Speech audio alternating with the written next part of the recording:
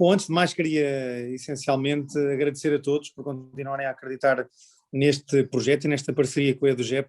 Em Odivelas nós privilegiamos muito aquilo que é a nossa capacidade de dotar as nossas instituições, os nossos professores das melhores ferramentas, e a formação não podia deixar de estar presente em permanência. Neste que é o Dia da Criança, assinalamos com esta iniciativa mais uma vez, no quadro formativo, este dia e este compromisso com a formação. Todos sabemos, e aliás provavelmente não estamos a discutir se é ou não importante e quais os benefícios da saúde, do exercício físico na saúde das crianças e nas crianças, mas esta pandemia convocou-nos para novos desafios e novas formas de estarmos ativos muitas vezes em casa, em ambientes que se calhar não eram aqueles que estávamos habituados, e acima de tudo acho que começámos a assumir do ponto de vista familiar também um compromisso mais efetivo com a prática da atividade física regular. Neste momento que estamos a fazer e que estamos a assistir a uma retoma progressiva que ninguém quer que volte para trás, era importante, pareceu-nos, debatermos este tema e falarmos um pouco e trocarmos experiências para ficarmos mais ricos e enriquecermos também a nossa capacidade de intervenção com aqueles com que diariamente trabalhamos. Como disse, a Câmara Municipal de Odivelas foi assumindo, aliás o Presidente da Câmara Municipal, o Martins, tem vindo a assumir como uma prioridade esta área da formação, e neste dia, mais uma vez, neste Dia da Criança, não podíamos deixar de dizer presente. Portanto, a todos, à EduGep em particular, e a todos que connosco constroem o dia-a-dia do desporto em Odivelas, muito obrigado e uma excelente sessão de trabalho para todos. Eu vou tentar acompanhar, tanto quanto possível, também este dia, e já sabem, esta é só uma primeira parte de uma segunda parte que vai existir também, julgo que no sábado, e onde podemos também e devemos todos estar presentes para enriquecermos mais a nossa forma de intervenção. Muito obrigado a todos e uma excelente sessão de trabalho. Muito obrigado, Paulo. É realmente um gosto para nós estarmos aqui então todos juntos. Passar agora a palavra ao António José Gonçalves, da EduGep, para também deixar umas breves palavras antes de iniciarmos o painel 1 deste seminário. Muito obrigado, Hugo. Boa tarde a todos e a todas. É mais uma vez com grande prazer que estamos nesta parceria frutuosa com o município de Odivelas na implementação de programas formativos, que é de facto o núcleo de funcionamento daquilo que a EduGep desenvolve na sua atividade. Como disse o Sr. Vereador, uma altura extremamente importante, que tem vindo a ficar sobremaneira importante devido a esta questão da pandemia. Esperamos, de facto, que esteja em vias de desaparecer, mas que deixou marcas indeléveis nas crianças, pelo sedentarismo que obrigatoriamente criou e pela dificuldade que poderá até haver em retorno à atividade física. Nós temos contactado com algumas associações, federações, clubes, e todos nos têm transmitido uma ideia de um panorama desolador na redução da prática desportiva, na redução de atletas nas modalidades. Portanto, esta é de facto uma questão premente. A EduGep tem trabalhado também a esse nível, ao nível das atividades de enriquecimento curricular que vai desenvolvendo e na promoção desta prática desportiva. Ainda hoje, em várias das escolas com que nós e agrupamentos onde nós desenvolvemos essas atividades, criamos múltiplos momentos de prática desportiva e de participação das crianças em atividades ao ar livre, com jogos, com brincadeiras, e tudo isso precisamente no sentido de reativar a prática desportiva. Esta temática é, portanto, uma temática muito importante. Tem vindo a ser cada vez mais discutida e debatida até nos próprios média, e por isso trazê-la aqui num modelo formativo foi algo que nos deu muito prazer e que se constituiu aqui uma excelente equipa de formadores, muito por mérito daquilo que foi o esforço do Dr. Rui Carvalho e do Tiago Oliveira na criação das condições, em conjunto com a equipa técnica da Câmara Municipal de Odivelas, para de facto criar aquilo que se pode dizer um conjunto de oradores de excelência que, creio, vos vão deixar o vosso tempo por bem empregue. O tema, de facto, é aliciante, não é por menos que tivemos mais de 700 inscrições. Mais uma vez se mostra que esta dinâmica encetada pela Câmara Municipal de Odivelas no âmbito formativo tem o seu retorno. É uma aposta que também consideramos que está a ganha e na qual acho que se deve continuar a investir e a trabalhar para manter esta dinâmica que diria, se calhar, não errarei muito em dizer isto, que será um caso único de sucesso a nível deste tipo de intervenção que o município faz a favor dos seus munícipes e com o advento destas videoconferências para também o público em geral. Posto isto, e porque se calhar já falei um bocadinho demais, mas de facto este é um evento e um momento que nos deixa e que me deixa particularmente entusiasmado e feliz pelo seu sucesso, mas vocês estão aqui para ouvir de facto o nosso conjunto de palestrantes, e por isso vou terminar desejando-vos uma excelente sessão formativa, quer hoje, quer no sábado, e que, como disse, deem o vosso tempo por bem emprego, porque eu estou certo que sim. Muito obrigado mais uma vez por terem todos e todas participado e aderido a este momento e espero que vos volte a ter por aqui numa próxima edição que de certeza estará já prevista. Muito obrigado e boa tarde. Muito obrigado, António. Deixar aqui na sequência do que o António Gonçalves disse, é realmente muito bom nós termos cerca de 700, aliás, ultrapassamos as 700 inscrições neste seminário. Do ponto de vista mais formal, também pedir-vos, e já está no chat desta conversa, o link onde devem registar a vossa presença, deixar uma última nota da importância, ou salientar a importância de só existe depois a certificação deste seminário depois de conseguirem fazer e depois de registarem a presença tanto no dia 1 como no dia 5. Passando então para este primeiro painel deste seminário, permitam-me então apresentar, e também na sequência do que o António disse, dois oradores de excelência neste tema e neste Dia da Criança, e de salientarmos os benefícios do desporto nas crianças e nos mais jovens. Deixar então neste painel que tem como título a importância da atividade física nas crianças e jovens, brincar e crescer. Permitam-me então apresentar-vos em primeiro lugar a Amália Rebolo, que é docente no Instituto Jean Piaget, acaba por ter aqui uma forte interação com os mais novos, a própria investigação que desenvolveu no seu percurso académico é muito ligado precisamente a este tema, a área também do bullying escolar, dos recreios, jogo e desenvolvimento da criança, o que também permite com que esta intervenção possa ter e tenha, seja pertinente para todos vocês. Permitam-me também apresentar-vos muito rapidamente o Frederico Lopes, que é professor de desenvolvimento motor na Faculdade de Motricidade Humana da Universidade de Lisboa. Tem um especial destaque nas áreas do jogo e desenvolvimento da criança, na sociologia da infância e psicologia ambiental.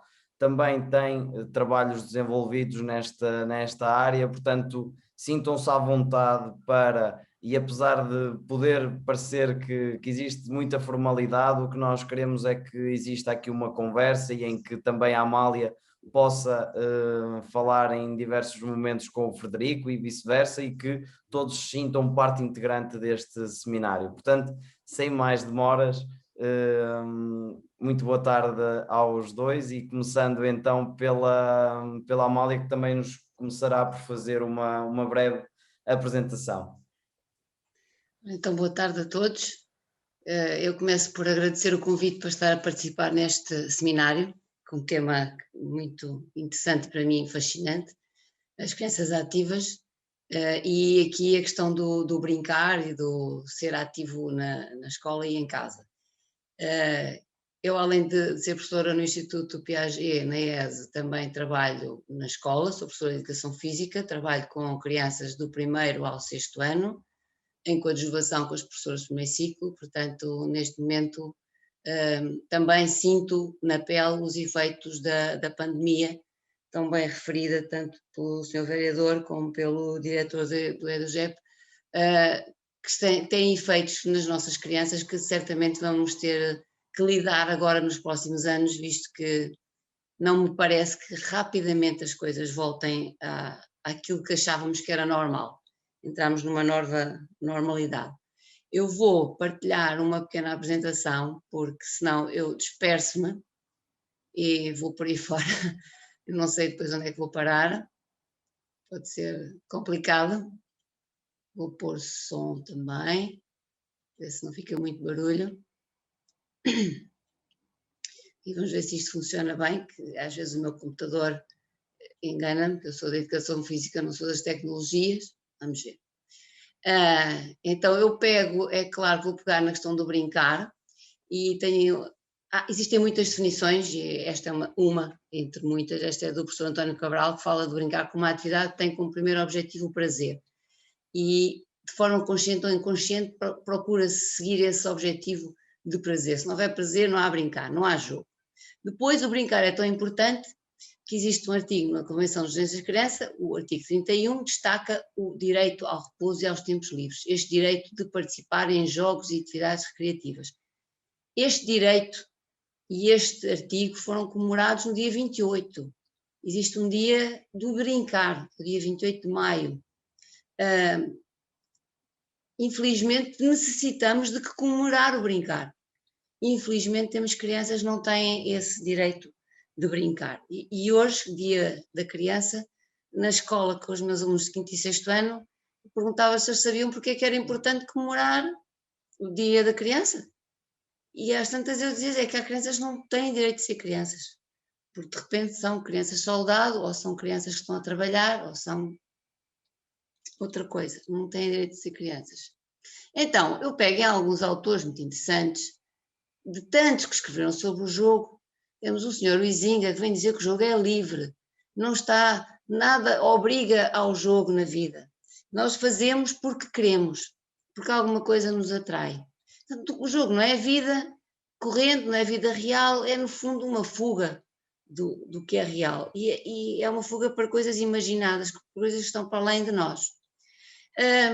Depois o jogo tem tempos limitados, tem espaço limitado, por exemplo, é jogado num tabuleiro, ou é jogado num determinado espaço, ou vamos fazer paintball numa zona de mata. Portanto, existem tempos e espaços específicos para certos jogos. Mas também os adultos constroem, por exemplo, estruturas para as crianças brincarem e dizem que são espaços de jogo e recreio para as crianças, e elas não vão para essa estrutura, mas adoram, por exemplo, brincar num átrio, cheio de coisas em cimento, com portas e janelas. Portanto, depois a própria criança apropria-se dos espaços que considera como seus para jogar e pode não jogar naqueles que os adultos acham que são os espaços de jogo. O jogo também cria, e este brincar cria determinadas ordens, determinadas leis. Existem aquelas leis naquele jogo. Eu lembro-me sempre deste jogo, que era o jogo do touro, em que um dos meninos queria entrar no jogo. Ora, se é um jogo do touro, tem um touro e tem toureiros. E então os meninos toureavam um, que era o touro, com os seus casacos. E o menino queria entrar no jogo e entrava, porque eles autorizavam. Posso jogar? Podes. Posso ser o touro? Podes. E ele fez isto e depois saía. Já não quero. Saía. Ele, ao fim de um bocadinho, voltava outra vez. Fez isto várias vezes. Até que um dos meninos se zangou e bateu-lhe, mas bateu-lhe a sério, deu-lhe uma sova. A sova foi travada por um outro menino mais crescido que os agarrou. Quando eu lhes perguntei por que raio é que tu tiveste de bater no teu amigo quando estavam a jogar.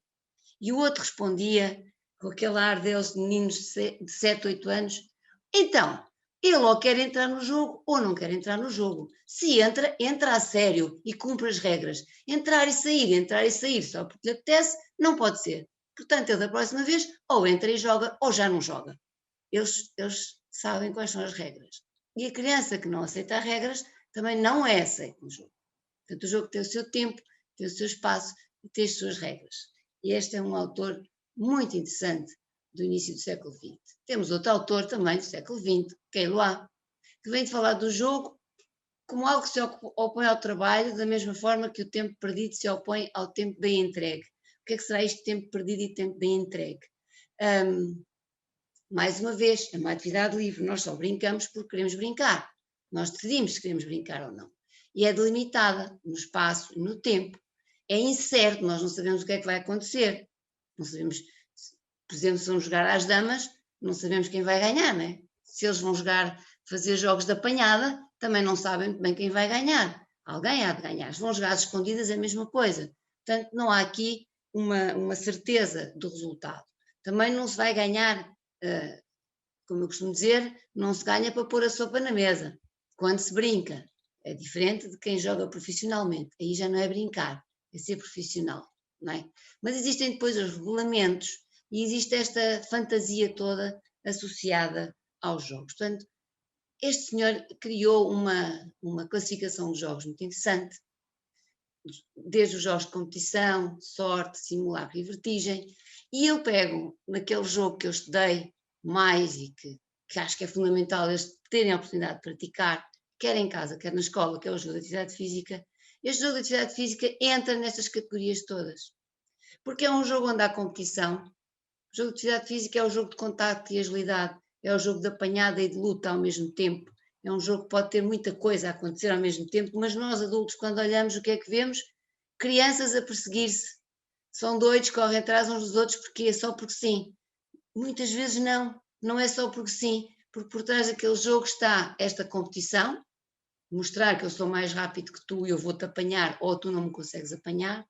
Há também a questão da sorte, porque às vezes eles fazem percursos e a sua corrida, a sua perseguição tem determinados espaços e determinadas circunstâncias, e há a questão da sorte porque alguém passa no meio do caminho e atrapalha tudo aquilo, tanto quem está a perseguir pode até conseguir apanhar o outro só por uma questão de sorte.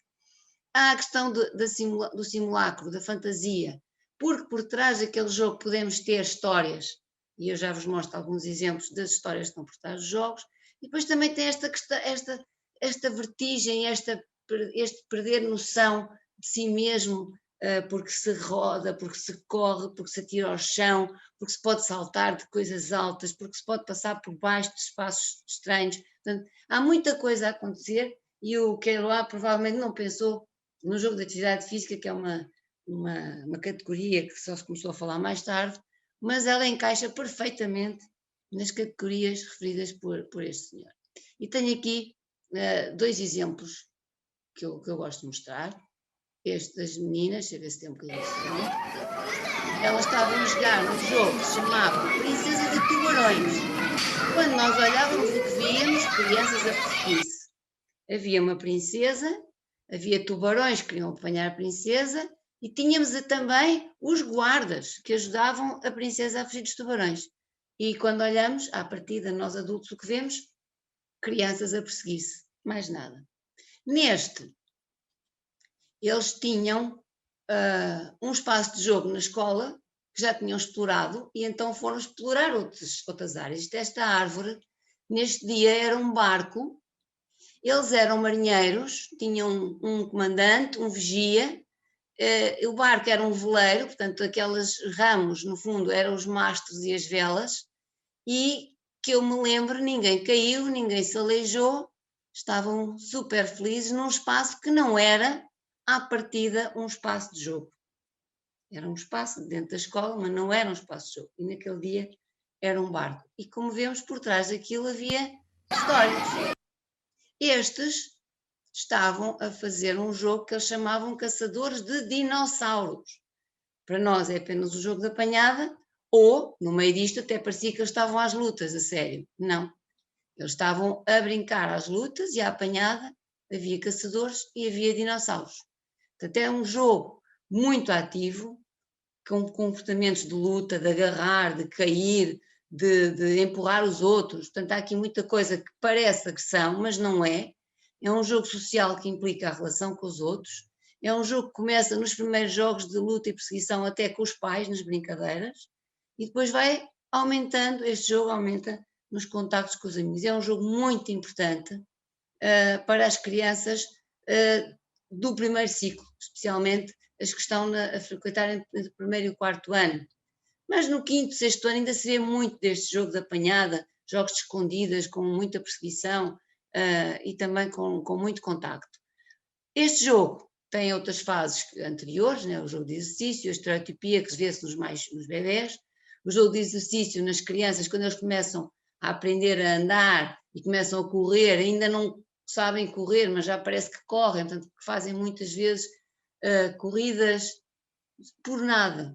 Este jogo de atividade física é correr atrás da sombra ou a fugir dela como o Peter Pan.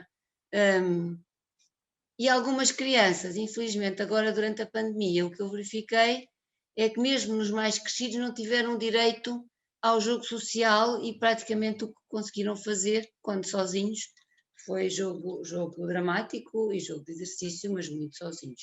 Quando eu perguntei aos meninos porque é que eles faziam este tipo de jogos, de atividade física, de muita perseguição, eles responderam porque correm muito, para suar muito, para fazer ginástica, para sermos homens, para sermos fortes, somos homens e somos fortes, isto é tudo resposta de meninos. Eles fazem jogos de luta para serem valentes, para serem altos, não sei o que é que a luta faz, que eles sentem que vão crescer mais, e também para treinar a força. As meninas, por seu lado, diziam-me, a maior parte delas, que não fazem jogos de luta e não fazem esses jogos porque as meninas são mais sossegadinhas. Ou porque as meninas são mais finesses. E esta frase eu nunca mais me esqueci, isto foi-me dito por uma menina de 7 anos. As meninas são mais finesses e aleijam-se mais. E por isso não brincam às lutas. Outra diz porque os meninos brincam às lutas e elas não, porque apenas isso. Porque eles fazem as lutas porque se aleijam. Elas acham que eles vão fazer aqueles jogos para se aleijarem, portanto elas não fazem para não se aleijarem.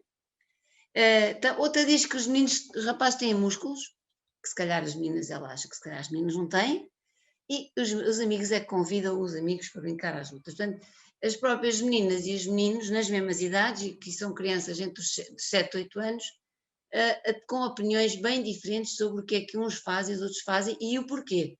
Para eles é muito importante brincar às lutas, para elas não, senhor. E ainda se aleijam se brincarem às lutas. Ora bem, a Organização Mundial de Saúde recomenda que crianças e adolescentes devem realizar pelo menos 60 minutos por dia de atividade física de intensidade moderada vigorosa. O que é que acontece nas nossas escolas? Eles passam horas e horas sentados, agrafados à cadeira, como disse uma vez uma colega brasileira num seminário, que o professor Carlos Neto também já vem dizendo há algum tempo. Eles estão agrafados à cadeira. Os pais inscrevem as crianças na escola, agrafam-nos à cadeira e eles ficam ali horas, 5 horas de manhã, mais o tempo depois das atividades de enriquecimento, claro que às vezes continuam sentados, mais as horas de apoio ao estudo, mais depois o tempo de ver televisão, mais, bem, o que já estiveram em casa de manhã sentados porque levantaram-se da cama onde estiveram deitados e foram sentar no sofá para comer e tomar um pequeno almoço, bem, todo o dia sentados. Depois onde é que eles têm tempo de brincadeira e de atividade física? No recreio. Meia horinha a meio da manhã, às vezes um bocadinho na hora do almoço. E é isto.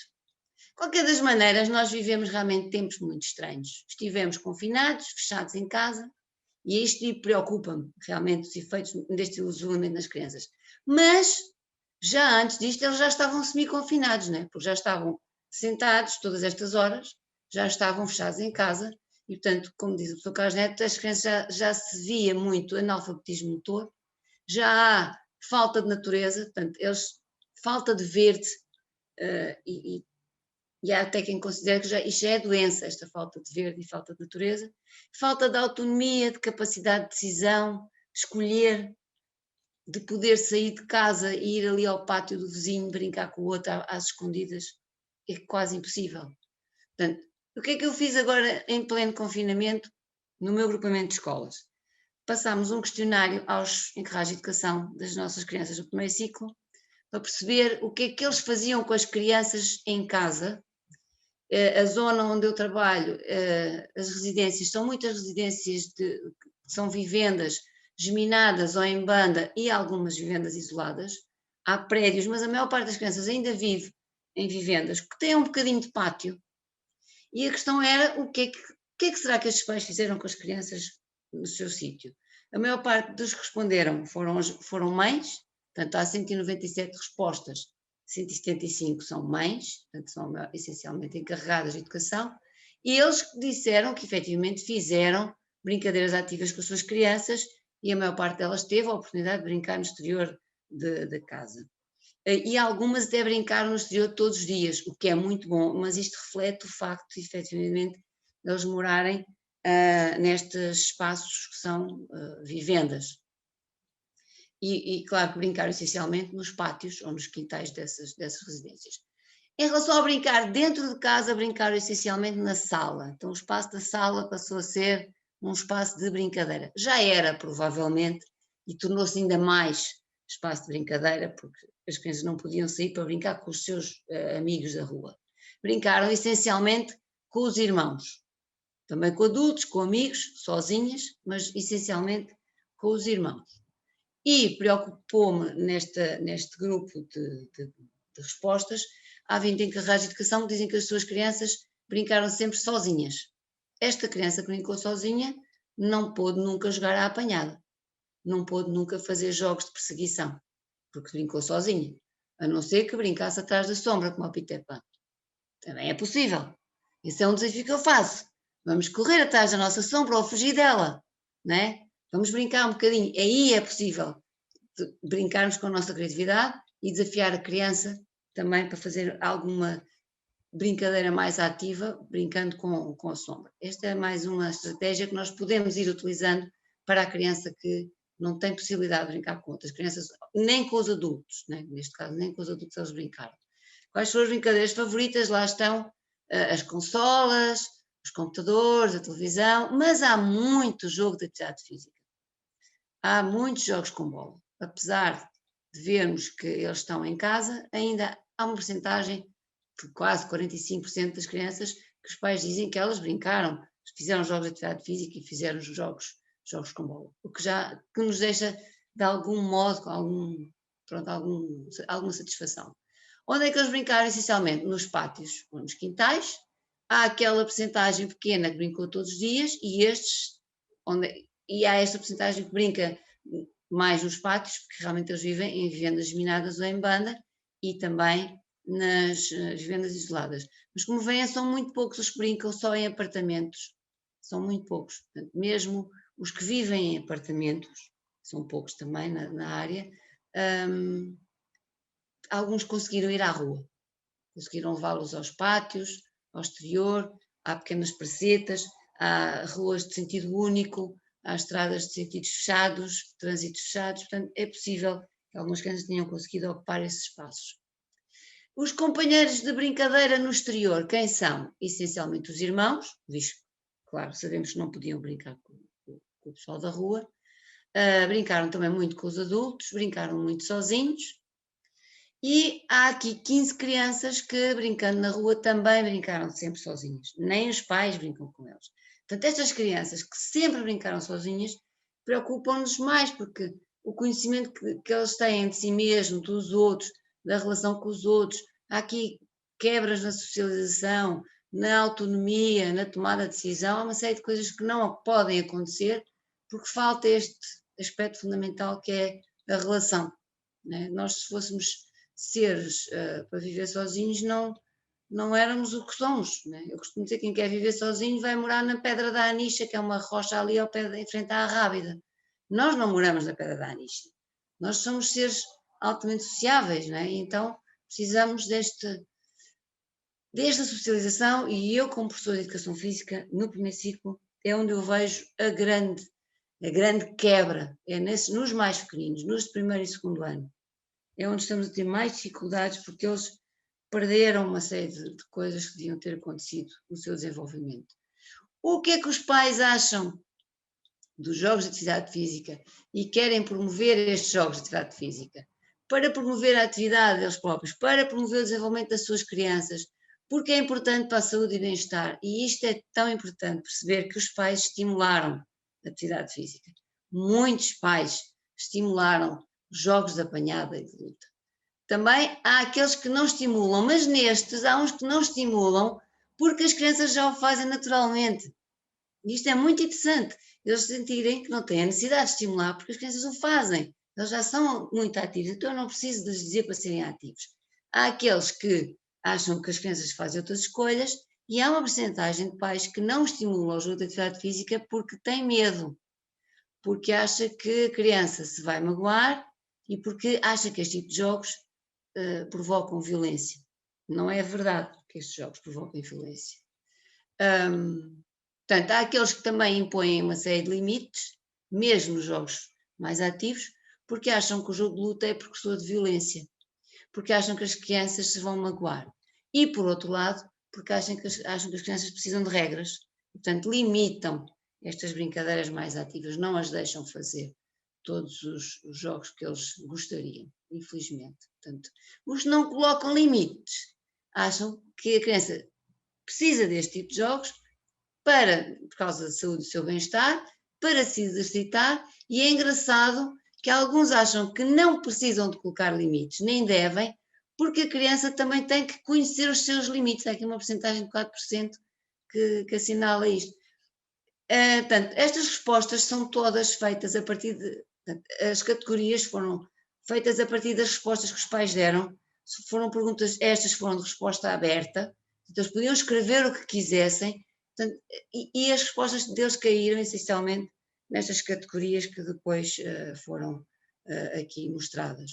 Mas realmente há um grupo grande de mães, falando aqui que são essencialmente mães, que acham que as suas crianças devem fazer jogos de atividade física, estimulam esses jogos, e há bastantes que não colocam sequer limites a esses jogos, porque acham que são importantes para o desenvolvimento das suas crianças. E eu agradeço a vossa paciência para me ouvirem e espero, pelo menos, ter espicaçado um pouco a vossa curiosidade, espero depois pelas vossas questões. Muito obrigada. Muito obrigado, Amália. Deixar aqui, antes de passar a bola ao Frederico, que também, com base nesta apresentação e sobre este tema, podem ir formulando as vossas questões e também deixar as vossas opiniões aqui no bate-papo, até porque pode não ser uma questão, pode ser também uma intervenção para que os nossos oradores também possam comentar, porque realmente é um tema muito interessante. Algumas pessoas estão a perguntar se depois a Amália pode passar esta apresentação. Também tem aqui o seu contacto que está aqui, portanto qualquer pessoa que depois queira contactar a Amália também está aqui, desde já o contacto para futuro contacto com a nossa oradora. Sendo assim, Frederico, e com base também no que a Amália acabou de apresentar, porque sei que queria também deixar aqui alguma sequência, muito boa tarde e esperamos também aqui a sua intervenção. Obrigado. Olá, boa tarde. Muito obrigado pelo convite que o município de Odivelas então me endereçou. É com muito prazer que estou aqui a participar com vocês. É com muito prazer também que revejo a Amália, que também já conheço há algum tempo, de trabalharmos juntos e também fazermos assim uma espécie de uma caminhada juntos também com o professor Carlos Neto em momentos diferentes, uma pessoa muito significativa para ambos. E, portanto, eu queria efetivamente também começar por parabenizar o facto de vocês estarem a desenvolver uma iniciativa que tem que ver com a promoção da atividade física e do desporto e trazerem aqui para o jogo, digamos assim, o jogo, o brincar. E talvez essa seja uma das principais ideias que eu gostava de deixar aqui, que a Amália já também o fez. A Amália, digo já a todos estes 274 participantes que temos, também muito boa tarde para vocês, é um número muito simpático, tem este dom de explicar coisas muito complicadas de uma forma extremamente simples e muito rica, e portanto, sem sombra de dúvida, e eu nunca me canso de lhe dizer isto sempre que nos encontramos nestas andanças. E portanto, o que eu gostava de deixar já aqui uma ideia, eu tenho assim também uma pequena apresentação para partilhar com vocês e que vai dar continuidade àquilo que a Amália fez aqui. Esta ideia que para mim, eu acho que muitas vezes passa um bocado ao lado nos profissionais de desporto e de atividade física, que o brincar é a principal forma de atividade física das crianças. É a forma mais significativa. Com certeza que há diferentes formas de nós podermos abordar aquilo que é a atividade física, em momentos que são mais formais do ponto de vista daquilo que é a organização dos adultos, para que as crianças possam se então envolver em determinado tipo de atividades e comportamentos, mas depois há todo o outro lado, que tem que ver com criar condições para que sejam as crianças, no fundo, serem elas próprias a construir aquilo que são os seus momentos de atividade física significativos. E, portanto, eu, no fundo, vou dar continuidade, mas essa é assim a primeira ideia que eu gostava de deixar aqui com vocês. Portanto, eu vou então fazer aqui, partilhar aqui então com vocês esta apresentação. Penso que se eu fizer assim, pronto, está toda a gente a ver bem, certo? Então é esta ideia, na sequência daquilo que eu estava a dizer, que parece-me a mim que é importante, enquanto para os profissionais de desporto e de atividade física que trabalham, nomeadamente nas crianças das primeiras idades, ter aqui esta ideia de que a atividade física, para ser significativa para a criança, como a Amália disse, tem que gerar, uma das condições é o gerar, é que esta atividade seja significativa. E do meu ponto de vista, ela é significativa se a criança, quando estiver a brincar, conseguir na sua brincadeira gerar incerteza, ultrapassar essa incerteza, resolver o que decorre dessa incerteza e assim, no fundo, ir construindo os cenários que são significativos para a criança, quando está a brincar ou sozinha ou com as outras crianças, naquilo que é, no fundo, o seu terreno de jogo.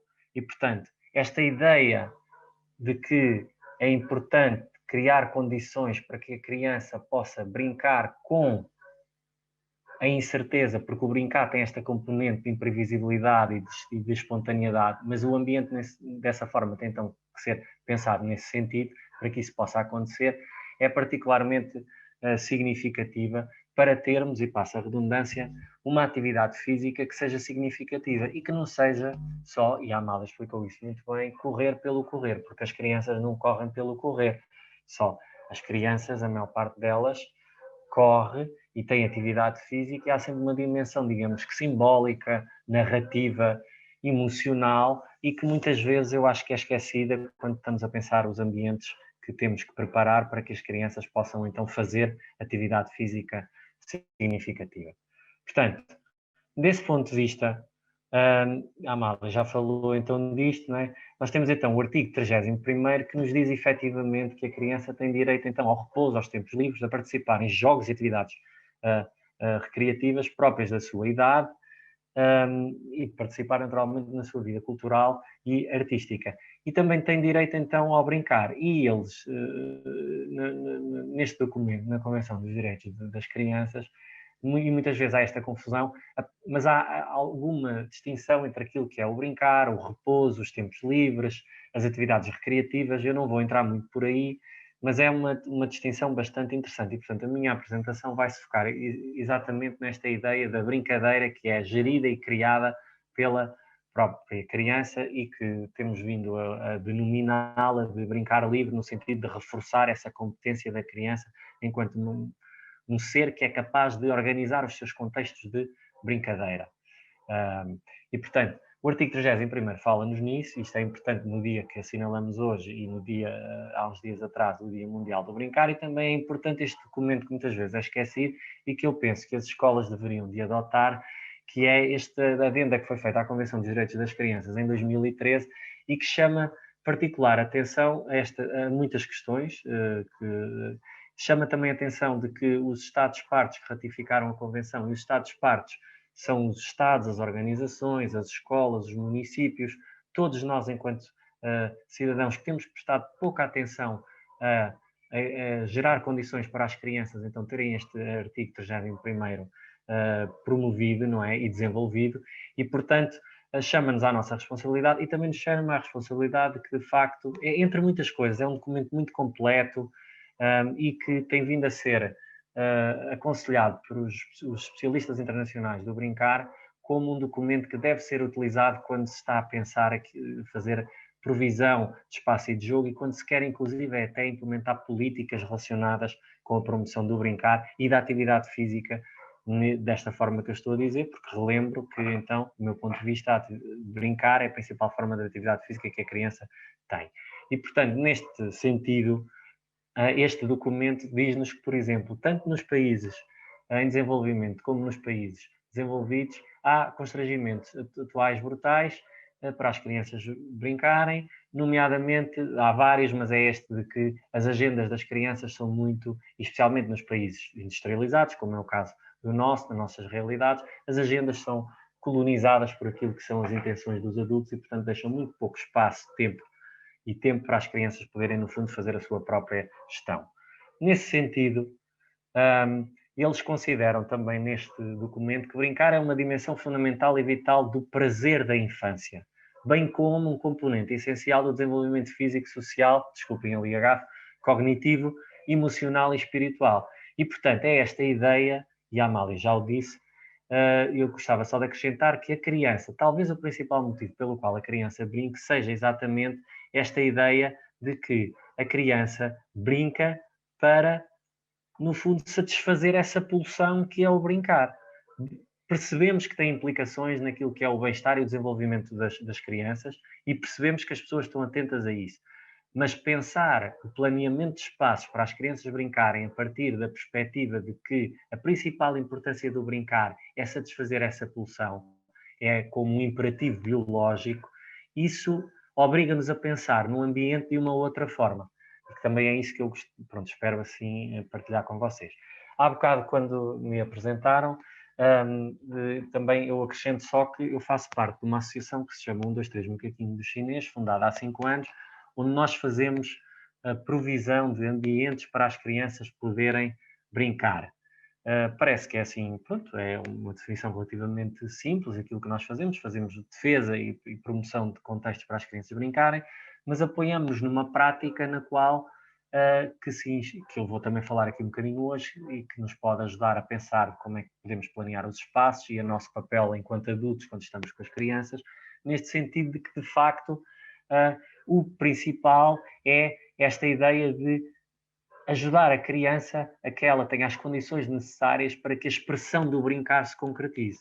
E, portanto, isso tem muito mais a ver com o brincar por aquilo que é, brincar, e eles em inglês têm uma expressão muito feliz que é play for the sake of play, brincar pelo princípio de brincar, e não ver o brincar como uma forma, instrumentalizar o brincar para o fim que nós pretendemos. Ninguém está a negar, ele tem implicações do ponto de vista da atividade física, do ponto de vista da saúde, do ponto de vista emocional, do desenvolvimento, do sucesso académico, mas a perspectiva é diferente se nós posicionarmos de maneira diferente, porque a criança, quando está a brincar, não está a pensar que se vai desenvolver ou que até vai que se vai desenvolver e com isso vai ter melhores resultados e que vai ter mais atividade física. Ela, muito provavelmente, quando está a brincar, ela está a fazê-lo, muitas vezes para poder, no fundo, fazer uma manutenção daquilo que é o seu bem-estar.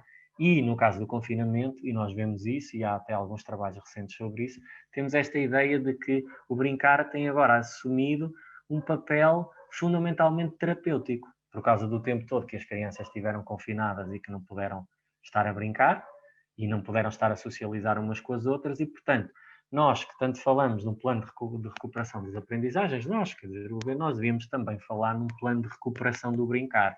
E era isso que, enquanto comunidade, também do ponto de vista político, nós devemos estar a fazer. Sem sombra de dúvidas que iniciativas como estas que vocês estão a promover ajudam-nos a levar isso para a frente, e também devo assinalar que já estamos numa fase aqui em Portugal, em termos de brincar, que já há muitas iniciativas que nos podem inspirar e ajudar a pensar como podemos encontrar soluções para que as crianças tenham a oportunidade, então, de reativar e recuperar este seu tempo e espaço para poderem brincar pelo prazer de brincar. Portanto, eu gosto desta definição do brincar. Isto é difícil, não é? A Amália já partilhou aqui, mas eu gostava de partilhar com vocês esta ideia da criação deliberada de incerteza que surge de um emaranhado de corpos, afetos, objetos, espaços e histórias em modos que tornam a vida mais prazerosa no tempo e espaço de brincadeira. Esta definição permite-nos realmente olhar para o espaço e para a produção que as crianças fazem no espaço quando têm materiais e recursos para que assim aconteça, de um modo no sentido delas então brincarem com esta imprevisibilidade, gerarem esta incerteza dentro de cenários simbólicos que são de faz de conta. E depois até há um autor que fala nesta ideia de que as crianças, quando estão a brincar, estão descontroladas, mas num cenário que é controlado. Ou seja, faz de conta. Quando elas, por exemplo, estão a brincar às lutas, não é? Elas estão a fazer de conta, não é? Ou seja, elas estão, no fundo, a procurar gerar uma certa incerteza quando estão, ou como, por exemplo, vemos aqui nesta imagem, estas fotografias que vocês veem têm a ver com estas intervenções que nós temos vindo a fazer nos recreios escolares do primeiro ciclo. E, portanto, tem a ver com esta ideia de procurar esta incerteza dentro de um cenário que elas possam controlar. O brincar é controlável dentro daquilo que é a competência que a criança tem. Não é sério, é algo que pertence às crianças, mas é algo que se relaciona naturalmente com aquilo que a criança tem à sua volta.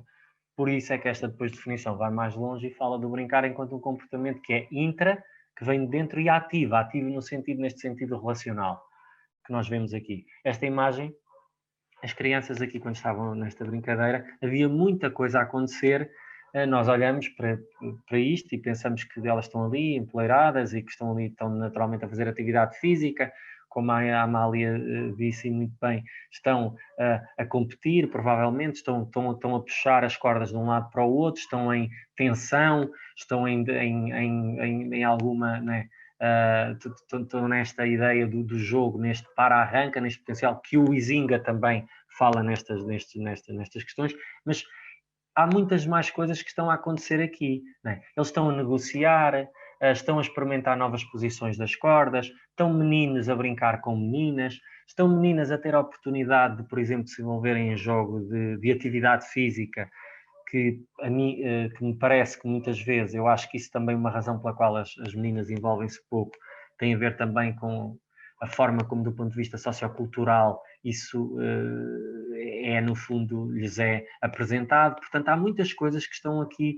a acontecer quando, de facto, as crianças têm os recursos apropriados. E nós temos visto, nessas intervenções que temos feito, que depois vemos crianças de diferentes idades a brincar com crianças de diferentes idades, crianças que não encontravam um papel no recreio e que agora já têm, por exemplo, um papel porque encontraram, por exemplo, em alguns destes materiais, em alguns destes cenários que vão criando, algo em que são boas e que, por exemplo, se sentem que são boas e têm essa percepção e são reforçadas pelos outros nesse sentido. E, portanto, tudo isto que nós estamos aqui a ver é atividade física, do meu ponto de vista, significativa e, claro, com uma forte componente simbólica e até mesmo fantasiosa.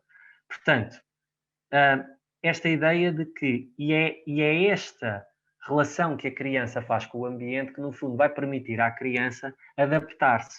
Portanto, o brincar pelo brincar depois permite que a criança faça aquilo que eu costumo denominar de aprendizagens nucleares, que são aquelas aprendizagens que são tão, ou diria, ou pelo menos igualmente importantes, mas serão mais com certeza, porque do ponto de vista daquilo que é a evolução da nossa espécie, é isso que nos fez chegar cá e que hoje em dia me parece que estão a ser postas em causa. São aquelas aprendizagens nucleares que têm a ver com perceber qual é que é a minha relação comigo mesmo, com os outros, com o mundo mais abrangente, com as propriedades do envolvimento físico, com o eu experimentar ser outras pessoas, ser outras entidades, eu perceber os limites do meu corpo, os limites do corpo do outro, e isto não se ensina.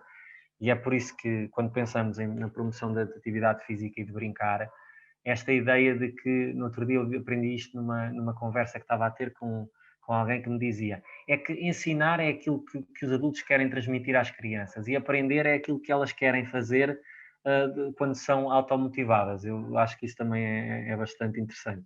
Portanto, brincar é um comportamento aberto, espontâneo e previsível, e esta ideia de ser um comportamento livremente escolhido, pessoalmente dirigido, intrinsecamente motivado e que suscita prazer. É uma definição simples, mas que nos pode ajudar a tentar perspectivar a criança então como um ator competente na construção das suas próprias brincadeiras, como inventora do seu tempo e do seu espaço, digamos assim. E, portanto, esta ideia de que, de facto, as crianças, quando estão a brincar, elas procuram fazer coisas nas brechas daquilo que é o controle do poder e da ordem adulta, portanto, elas geram as suas próprias regras, as suas próprias normas, as suas próprias estruturas sociais e, portanto, alguns autores falam produzem o espaço de forma clandestina, eu gosto muito desta expressão.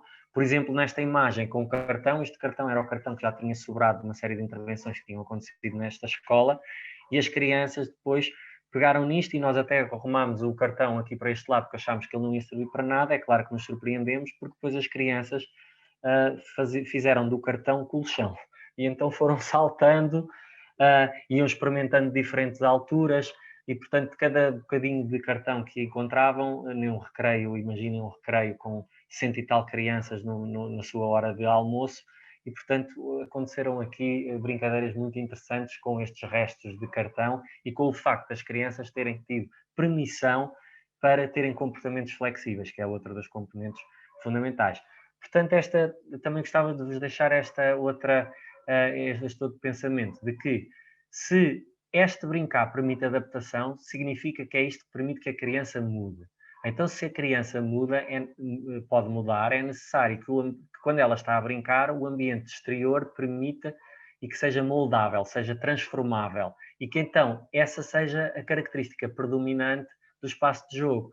E aquilo que nós temos na maior parte dos espaços de jogo e de recreios é um brincar que é altamente estereotipado e previsível, que não permite que a criança o manipule.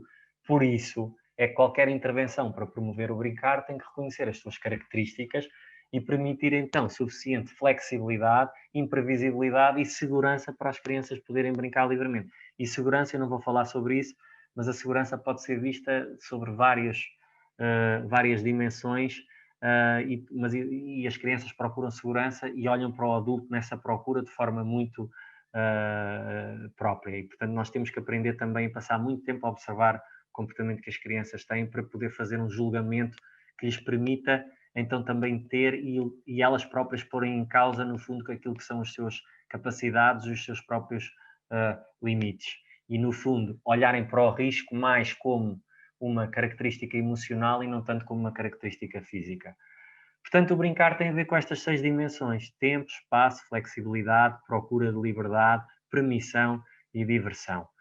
Eu acho que o playwork, que é esta prática que no 1, 2, 3 Macaquinhos de Chinas nós seguimos e que no fundo é uma prática de escuta e muito colaborativa com as crianças, na qual estes adultos, os brinconautas, que é a tradução que nós encontramos para a expressão playworker, no fundo criar condições para as crianças poderem brincar livremente. Então isto exige que o adulto se relacione com a criança de uma forma colaborativa, não hierárquica e que não faça julgamentos arbitrários daquilo que é o brincar e que não desvalorize as formas de brincar nas quais o adulto não veja valor. Isto assim de uma maneira assim muito assim geral. Portanto, esta ideia que também é importante que nos é trazida do playwork e que nos deve ajudar a pensar nos espaços, é que a criança ativamente resiste àquilo que são as narrativas impostas pelos adultos. Por exemplo, esta é uma imagem recente de uma das nossas intervenções. As crianças, quando estão a brincar, gostam de criar muito daquilo que é a representação daquilo que são as suas realidades adultas, não é? E então aqui vê-se, por exemplo, perfeitamente que estas crianças deixam os sapatinhos aqui à porta, nesta entrada espetacular feito com o pneu, e depois a gente olha para aqui e eu quando olho para esta imagem sinto que as crianças construíram uma certa intimidade, uma certa privacidade aqui dentro. É uma coisa, parece que é assim em casa, é uma sensação de casa. Portanto, eu diria que um dos papéis dos brinconautas e dos playworkers, utilizando esta prática, é fazer com que a criança, quando esteja a brincar, se sinta em casa, se sinta confortável, tenha acesso a um espaço que é privado, que é íntimo, que é relacional. Porque elas muitas vezes, hoje em dia, estão à procura desse conforto naquilo que é o espaço online, porque nos espaços exteriores não estão a encontrar estes espaços e estas características e os adultos também não estão a atuar nesse sentido.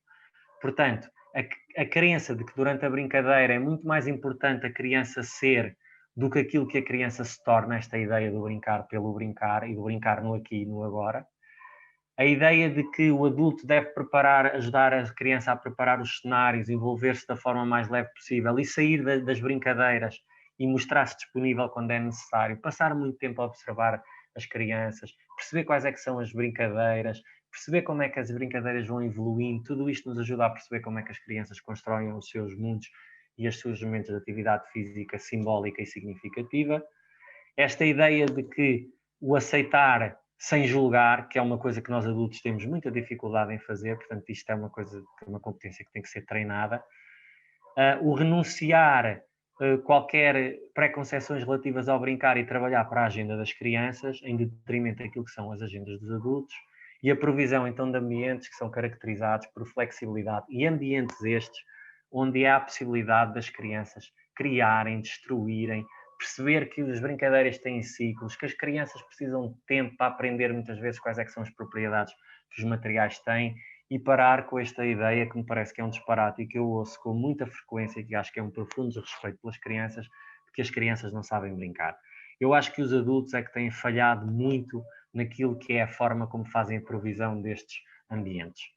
E, portanto, no fundo, o nosso trabalho pretende, eu vou traduzir esta citação e estou já, e com isto termino a minha apresentação, esta ideia de, acho que quando pensamos em ambientes para as crianças brincarem, nesta perspectiva, será ambientes em que as crianças, quando estão a brincar, nos quais possam rir e possam chorar, onde possam explorar e experimentar, onde possam criar e destruir, onde possam alcançar, onde possam se sentir excitadas e felizes, onde possam por vezes sentirem-se aborrecidas e frustradas, onde possam por vezes magoarem-se, onde possam pedir ajuda e apoio e sentirem-se encorajadas pelos outros se assim o necessitarem, onde possam crescer para serem independentes e autoconfiantes e onde possam aprender da forma mais alargada possível acerca deles próprios, dos outros e do mundo.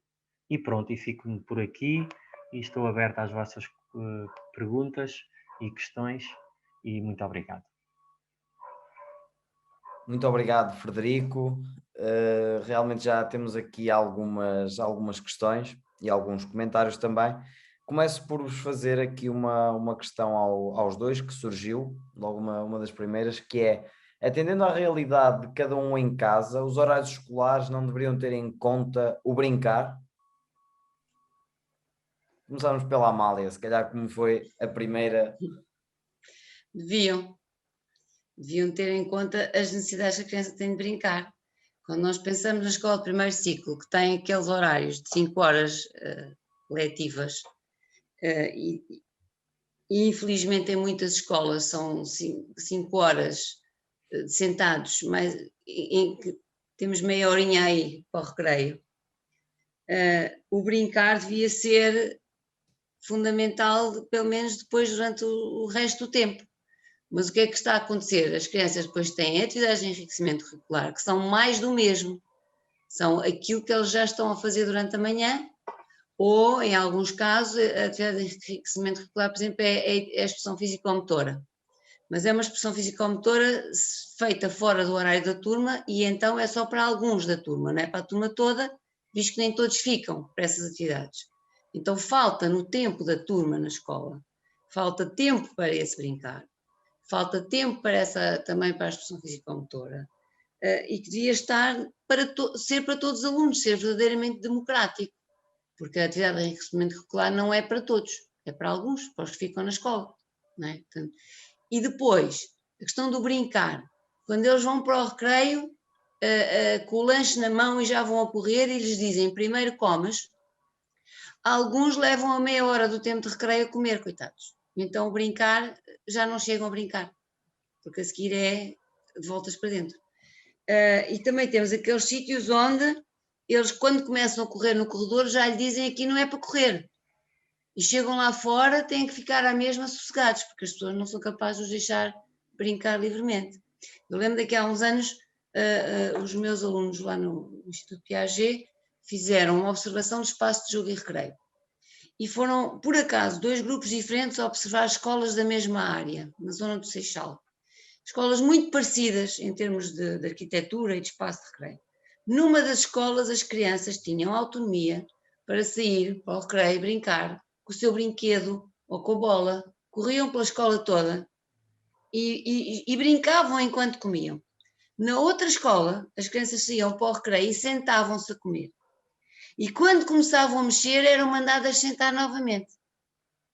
Então, eu lembro-me de ter uma aluna a bater-me à porta em pânico e a dizer, professora, estão a cortar a vida das nossas crianças, estão a matar a criatividade das nossas crianças. E eu só lhes perguntei, mas o que é que te aconteceu, rapariga, o que é que tu viste? E ela estava chocada com o que tinha visto naquela escola. Mais chocada ainda porque esta rapariga já tinha filhas e dizia, as minhas filhas andaram naquela escola. Portanto, ela estava chocada porque só pensava o que é que aconteceu, o que é que as minhas filhas viveram. Portanto, é preciso pensar nisso. E em relação aí à questão que o Frederico estava a dizer das crianças não sabem brincar, que eu já ouvi de uma educadora e que lhe disse de caras, a culpa é tua. Porque as crianças não sabem brincar, porquê? Porque as crianças são filhos únicos, os pais não brincam com elas porque saem de manhã cedo, chegam à noite e não têm tempo de brincar com elas a seguir, e ao fim de semana têm coisas para fazer que se sobrepõem à necessidade da sua criança brincar. Portanto, quem é que está mais tempo com as crianças? É a educadora. E a educadora está com as crianças, e é aí que a criança tem crianças para brincar.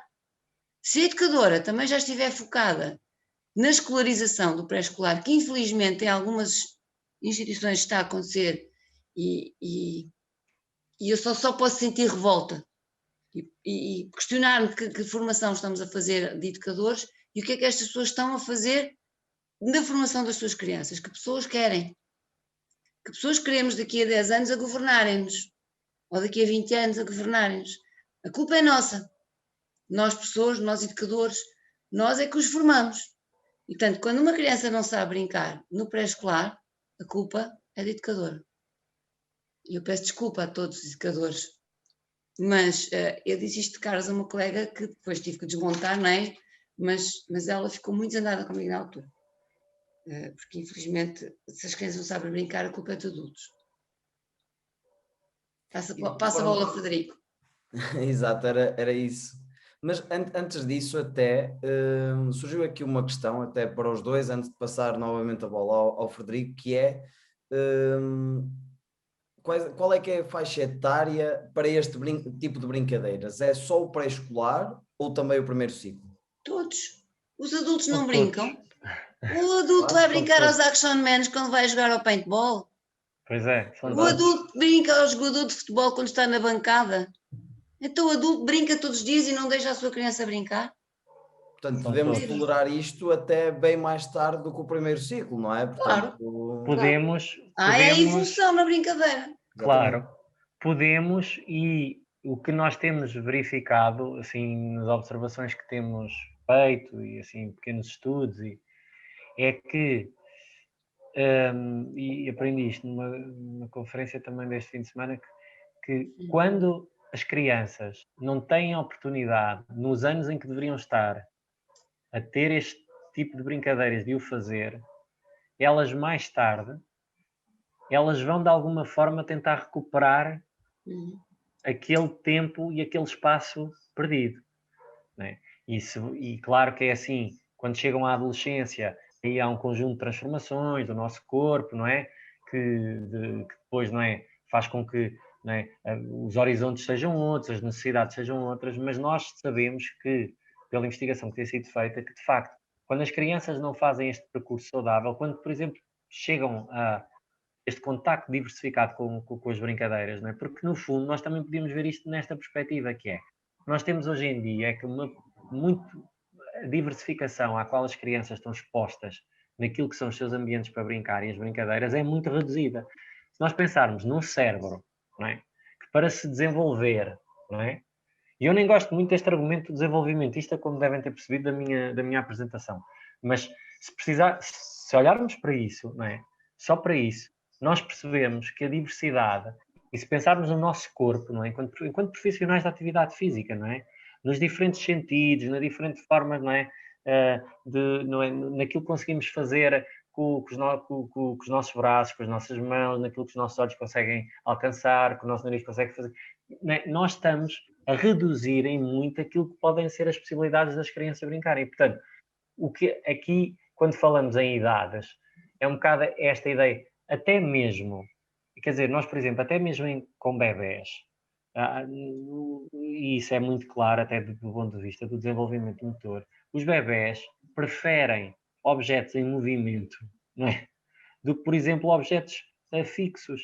Portanto, prestam muito mais atenção nisso. Portanto, esta ideia do movimento, e se pensarmos no brincar como um movimento, que é um movimento, não é? Porque há movimentos, quer sejam de natureza física, simbólicos, cognitivos, não é? É fundamental logo desde as primeiras idades. E, portanto, mesmo, não é? É claro que temos que, se calhar, adaptar os materiais, é claro que temos que adaptar, não é? Os contextos. Se calhar, se temos bebés, e nós já fizemos intervenções destas com os materiais soltos em contexto pré-escolar, não é? E se temos bebés e se temos objetos muito, muito pequeninos, não é? E bebés que ainda nem fizeram 3 anos, se calhar temos o cuidado de não deixar objetos muito, muito, muito pequeninos no chão, não é? Mas podemos introduzir objetos maiores, caixas de cartão com dimensão, tubos, lençóis, podemos fazer, ou seja, há muito, só que nós para isso temos que realmente alargar aquilo que são os nossos horizontes e daquilo que é a brincadeira. E em relação, por exemplo, à primeira pergunta, nas escolas, eu acho que as escolas, hoje em dia, e não é sobrecarregar as escolas em detrimento daquilo que os pais deveriam e poderiam fazer. Nós temos um sistema, e o professor Carlos Neto fala muito nisto, em que há uma desarmonização total entre aquilo que é horário de trabalho, lazer e de escola, não é? E, portanto, vai demorar muito tempo até nós termos isto mais equilibrado, e eu acho que a escola, e é por isso que eu também na apresentação falei nisso, e quando falo num plano de recuperação de brincar, tem que ser nas escolas que ele tem que, deveria de ser das escolas onde ele poderia emergir, das escolas e também das autarquias e dos territórios próximos das escolas, que nem eu nem a Amália falamos sobre isso, mas nesta ideia de alargar os horizontes das crianças, porque se calhar eu às vezes não tenho um pavilhão ou um espaço adequado porque a escola não tem esses recursos e tal, mas se calhar atravessa a escola, eu conheço escolas aqui em Lisboa, eu não vou dizer onde são, não interessa, onde há parques que é só atravessar a estrada e as crianças entram num ambiente totalmente diferente e muito mais interessante e muito mais estimulante, e as escolas não vão lá. E quando são os dias, com os dias de hoje, os dias, não é, para celebrar o Dia da Criança, não é? É muito curioso, não é? Porque os adultos, não é, olham para as crianças como se elas tivessem assim, uma participação decorativa. Enchem-nas de doces e de coisas e de gomas e disto e daquilo. Põem-lhes música a passar, muitas vezes de qualidade altamente duvidosa, como se eles fossem uns perfeitos... não tivessem competência nenhuma para ouvir música, não é? Parece que totalmente infantilizada no mau sentido, não é? Organizam uma ou outra atividade, assim, muito coisa. As crianças saem todas contentes a dizer que na escola hoje recortaram, cantaram, pintaram, e nós ouvimos isso e pensamos, mas que raio de sociedade é que nós temos e de sistema que nós temos, não é? Dentro da escola, que não olha para o brincar. Eu até vou mais longe. Se querem olhar para o brincar como um instrumento para que as crianças tenham aprendizagem e sucesso, então que o façam, mas que implementem políticas nesse sentido. Porque já se fosse assim, já não era mau. Eu não acho que essa deva ser a abordagem, não é? Mas, de facto, a escola tem um papel fundamental. E, por exemplo, as atividades de enriquecimento curricular e a forma como são pensadas, e esta variabilidade que os recreios deveriam ter, e a Amália há bocado ilustrou isto muito bem na observação que as alunas delas fizeram, não é? as crianças têm muita noção daquilo que precisam e dos dias que lhes são mais gratos e mais queridos nas escolas, das atividades que elas gostam mais de fazer.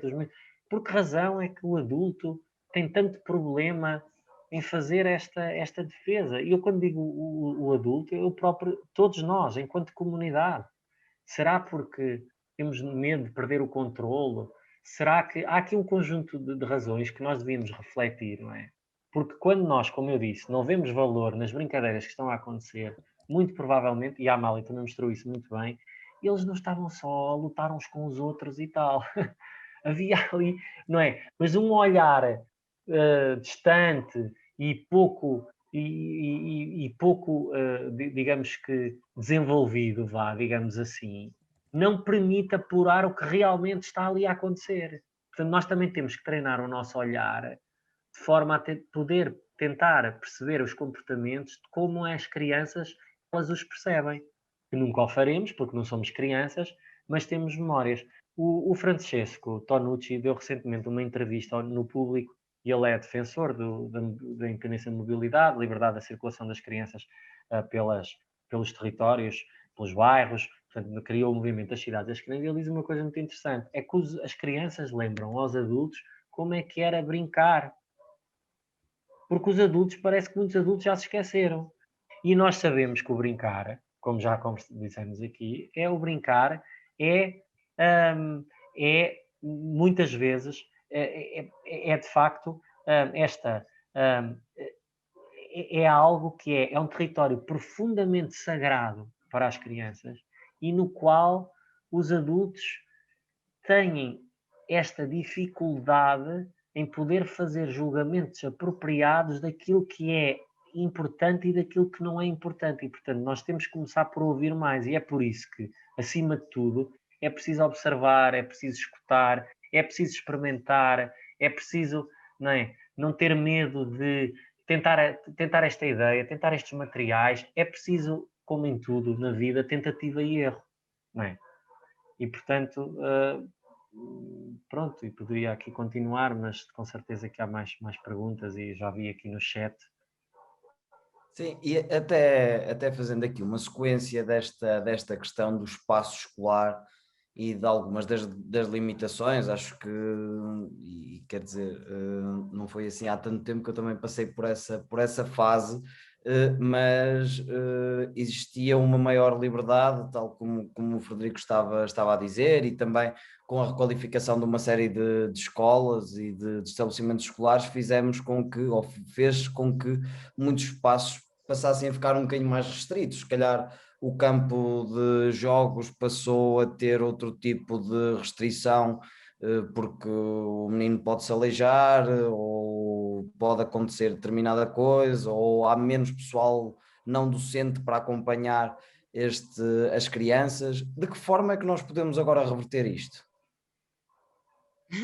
Arranca-se o cimento todo. Mas é essa a solução? É difícil, não é? Agora... Era a solução radical, mas as últimas escolas que foram construídas, eu estava a pensar aqui no concelho onde conheço mais a realidade, que é o concelho de Sesimbra. As últimas escolas, o que é que eles fizeram? Primeiro cortaram os pinheiros todos, tudo quanto era árvore ficou deserto. A seguir construíram os blocos de escola e depois plantaram umas coisas que hão de ser árvores, né? que se pretende que, mas que nem sequer são árvores da região, né? Podiam pôr uma oliveira, uma figueira, uma espereira, sempre se comia a fruta, não é? Qualquer coisa. Não, põem assim umas coisas, depois levam não sei quantos anos a crescer. E o resto forra-se tudo com cimento e sintética à volta. E isto é terrível, porque a natureza não é assim. O mundo não é almofadado, não é todo sintético. E as crianças ficam com uma sensação de segurança completamente errada quando olham para os sintéticos e correm naquilo, porque quando caem, alguns queimam bastante. Nas escolas onde eu trabalho, eu e as minhas crianças damos choque uns aos outros quando estamos em cima do piso sintético. É uma coisa extraordinária. Acho que nós temos que arranjar para ali uns carregadores de pilhas, porque podíamos estar a concentrar a energia e poupávamos depois na eletricidade, não sei. E eu lembro de uma vez numa das escolas, como eu estou a dizer, era alcatrão, sintético, relva, não havia um bocadinho de areia. Então uma das turmas começou a fazer jogo de berlinde, começaram a arrancar a relva. E a diretora estava um bocadinho pouco aborrecido, porque eles estragam a relva. Eu dizia-lhe, olha, deixa que eles estão tão felizes, eles estão a fazer jogos de berlinde, deixa lá a relva. O filho dessa diretora, que era um miúdo inteligente, de 4º ano, com a turma dele organizou um torneio de berlinde que envolveu a escola toda, que era uma básica integrada, que tinha crianças do pré ao 9º ano. Essa turma de 4º ano conseguiu envolver a escola toda num torneio de berlinde e depois iam buscar professores de 2º e 3º ciclo para arbitrar os jogos. Quem é que podia travar aqueles miúdos? Podíamos, claro que podíamos. Mas o que é que íamos fazer para a formação deles? Eles assim ganharam tanto em termos de autonomia, em termos de capacidade de tomada de decisão, de democracia, de relação. Foi tão espetacular. Quero lá saber da relva. Arranquem-na. Deixem lá os miúdos jogar a berlim, jogar a macaca, jogar ao prego, como eu fazia na minha escola primária. Não me lembro de ver ninguém com os pés furados com o prego. Jogavam-nos ao prego. O problema é que hoje, para desenhar a macaca, ainda alguém era castigado, não é? Pois, agora era complicado. E o papel dos pais? De que forma é que vamos conseguir mostrar aos pais que na escola, no intervalo ou no recreio, eu não tenho que estar a estudar, eu tenho que suar, eu tenho que brincar, eu tenho que me divertir? Como é que conseguimos fazer essa sensibilização, ou como é que se consegue no futuro fazer essa sensibilização? Pela experiência que temos tido nos trabalhos que temos realizado, há 2 ou 3 assim possíveis soluções. Isto estamos sempre aqui no domínio das possibilidades e, como eu disse, tem que haver muita tentativa e erro. A primeira é organizar momentos na escola e na proximidade das escolas para envolver os pais e para também convidar os pais a recuperar algumas daquelas que são as brincadeiras que os pais tiveram. Eu acho que isso é fundamental. Nós costumamos dizer, um adulto que brinca é mais uma criança que brinca. Portanto, envolver os pais nesse sentido. Isso é fundamental. A segunda, eu acho que passa muito por a experiência que temos tido nos projetos que temos realizado. Tem que haver formação e sensibilização a este nível, para aquilo que é a comunidade educativa. Mas esta formação e esta sensibilização também não pode ser só algo, digamos que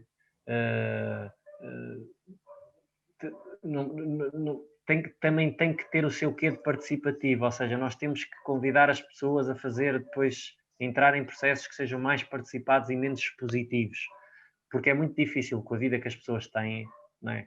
E com as horas que as pessoas passam na escola e os auxiliares e por aí mais, não é? Conseguir encontrar tempos para poder levar a cabo estes projetos.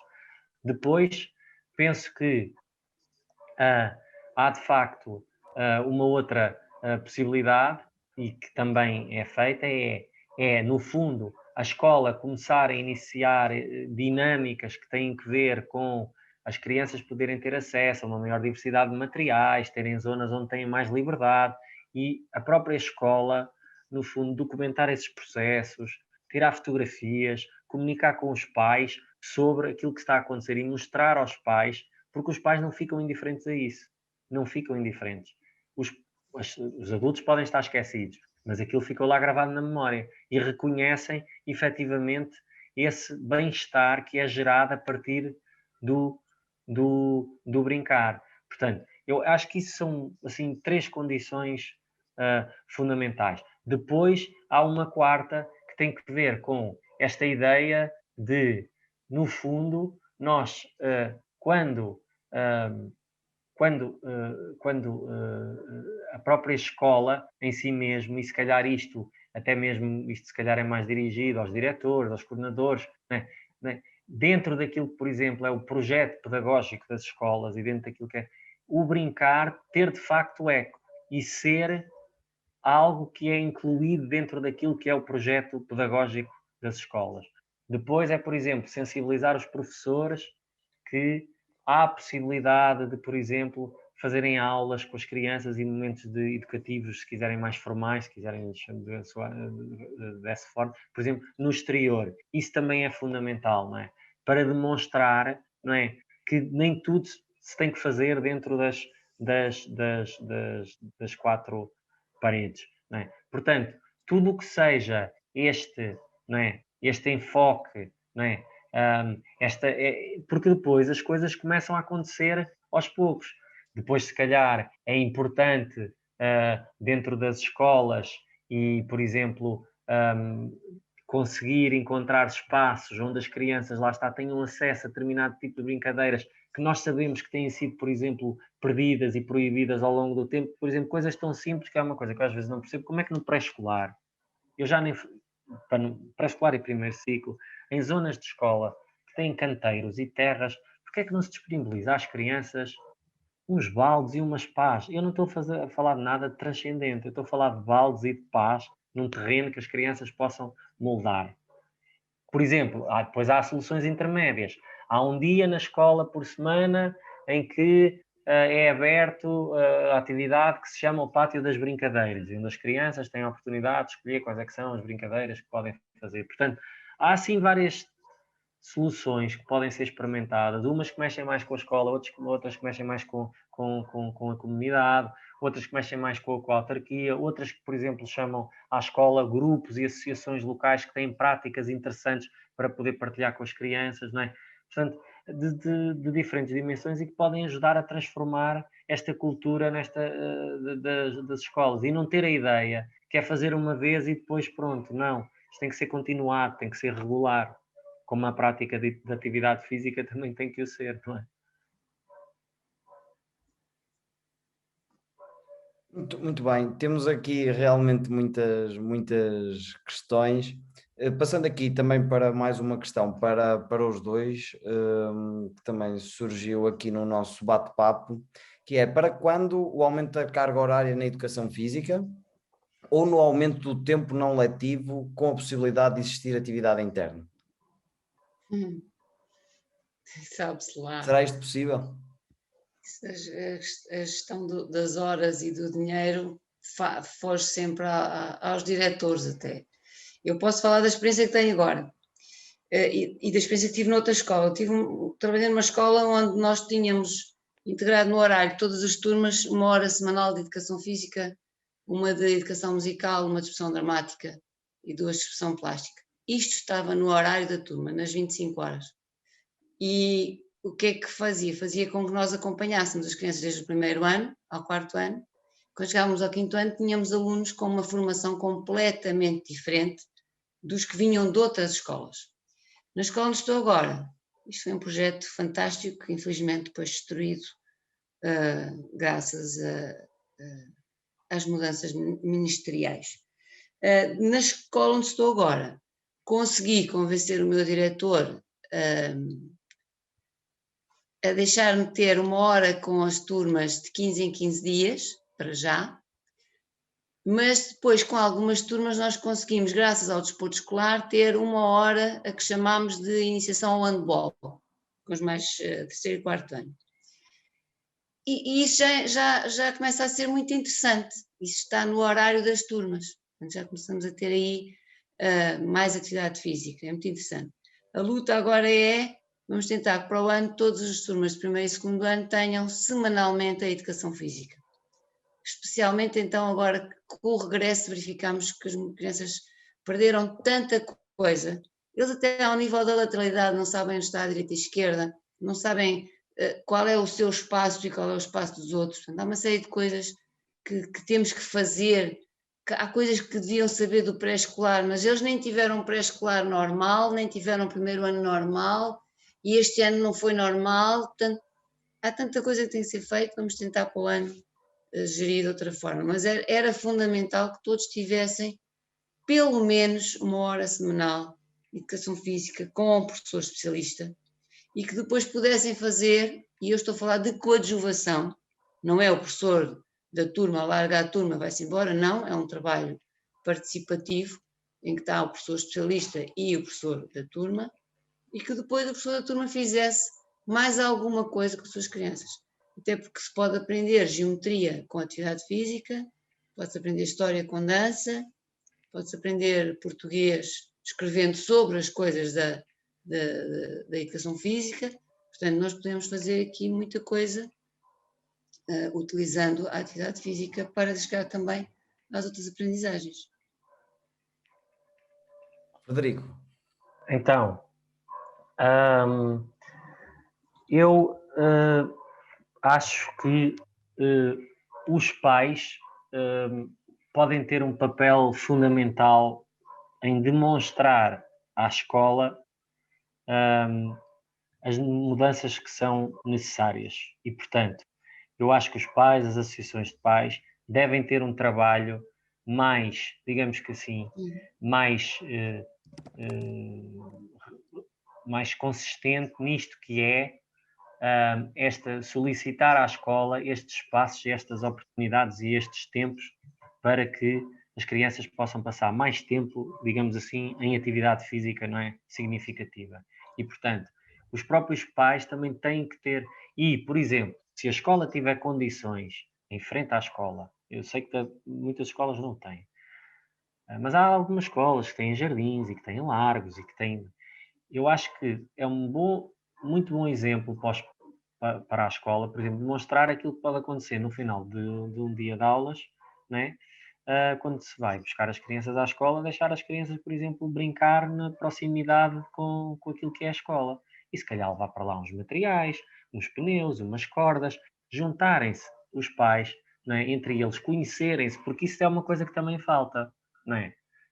Para que as crianças, para que possam demonstrar à escola que as crianças têm ali outras oportunidades. Eu acho que isso pode parecer distante, mas isso tem impacto, porque disso nós estamos a mostrar que há ali um conjunto de possibilidades e de coisas que não estão assim tão difíceis. Depois, eu não sei quando é que esta alteração se vai dar, mas o que eu sei é que tarde ou cedo nós vamos ter problemas, e já temos, não é?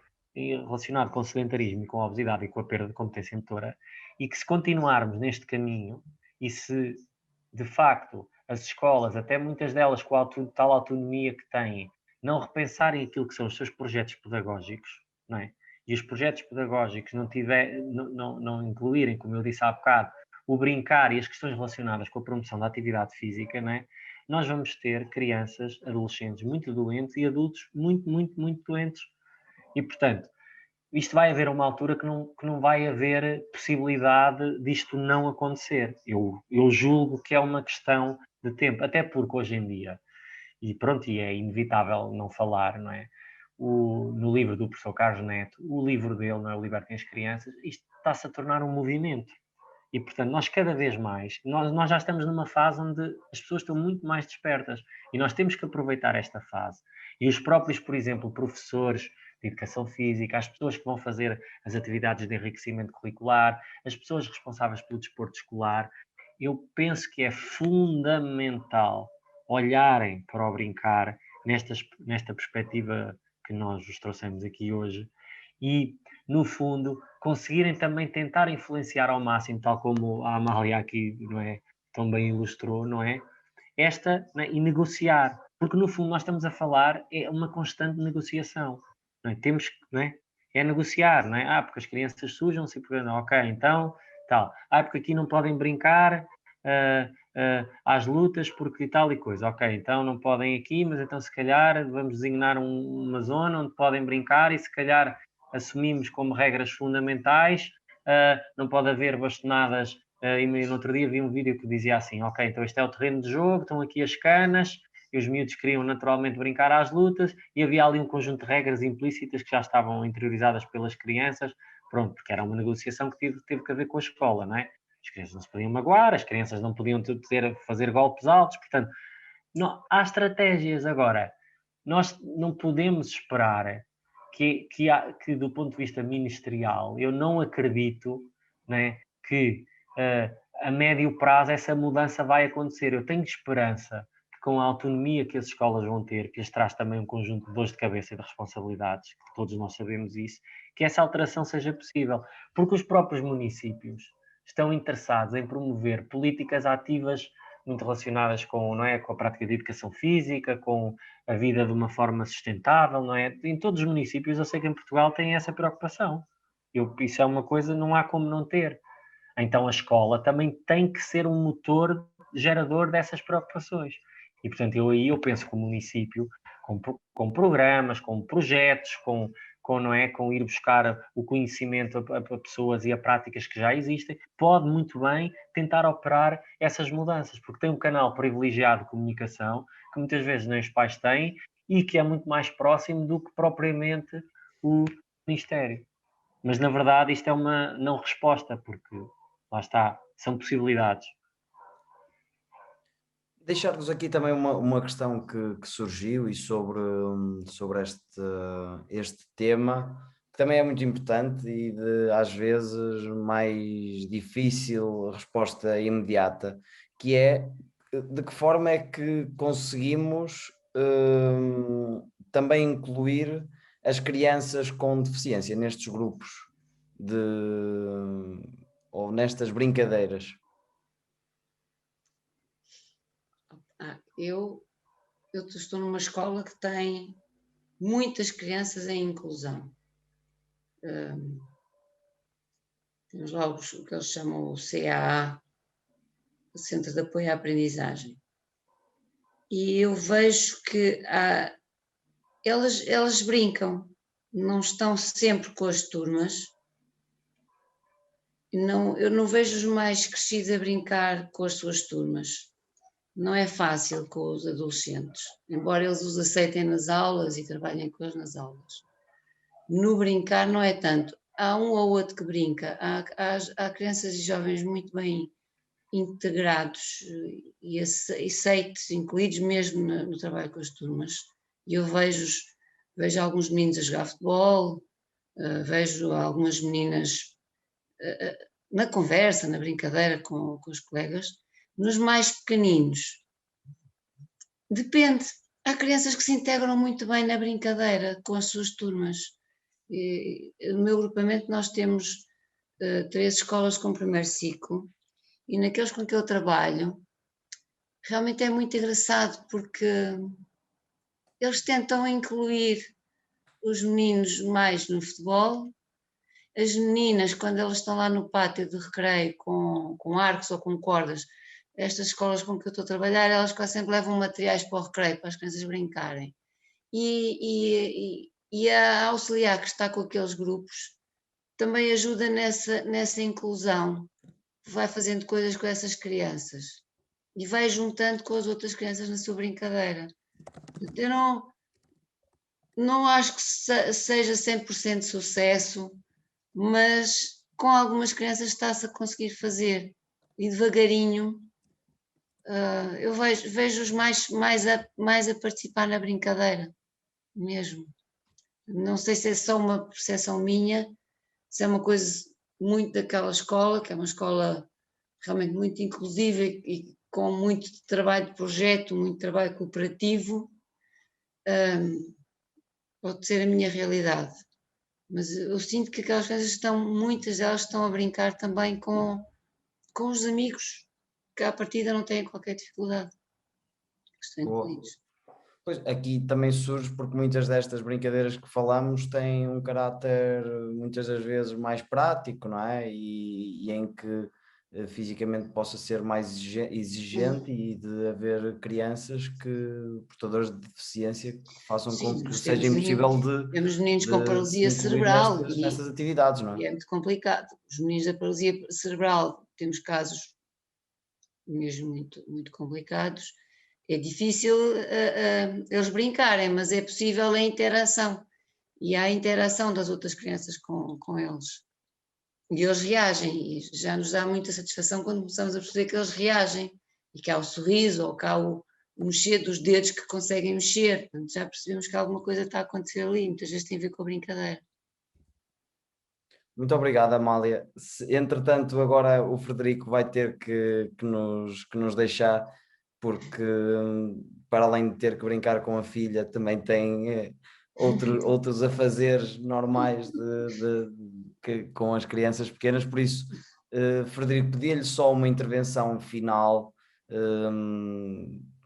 enquadrada em tudo o que estivemos aqui a dizer, e deixar desde já a nota que foi muito interessante para nós, e temos aqui uma série de questões que espero que vos possam, e que nós da nossa parte vamos deixar-vos também, para depois poderem contactar as pessoas, ou mesmo todas as pessoas que nos estão a acompanhar também possam contactar-vos e trocar algumas impressões, porque há realmente aqui contributos muito, muito interessantes, e podemos todos aprender e podemos todos tirar boas ilações desta discussão. Frederico. Muito obrigado, Hugo. Obrigado a todos os presentes. Eu, de facto, pronto, tenho aqui compromissos familiares e, portanto, o fim do dia é sempre assim complicado para mim. De qualquer das formas, penso que aqui a mensagem final que eu gostaria de deixar é esta. Se não formos nós adultos a lutar, cada um de nós, nos nossos trabalhos, nos nossos empregos, enquanto profissionais, nas autarquias, enquanto vizinhos, em lutar e em experimentar estratégias para que as crianças tenham possibilidade de ter a sua agenda, não é?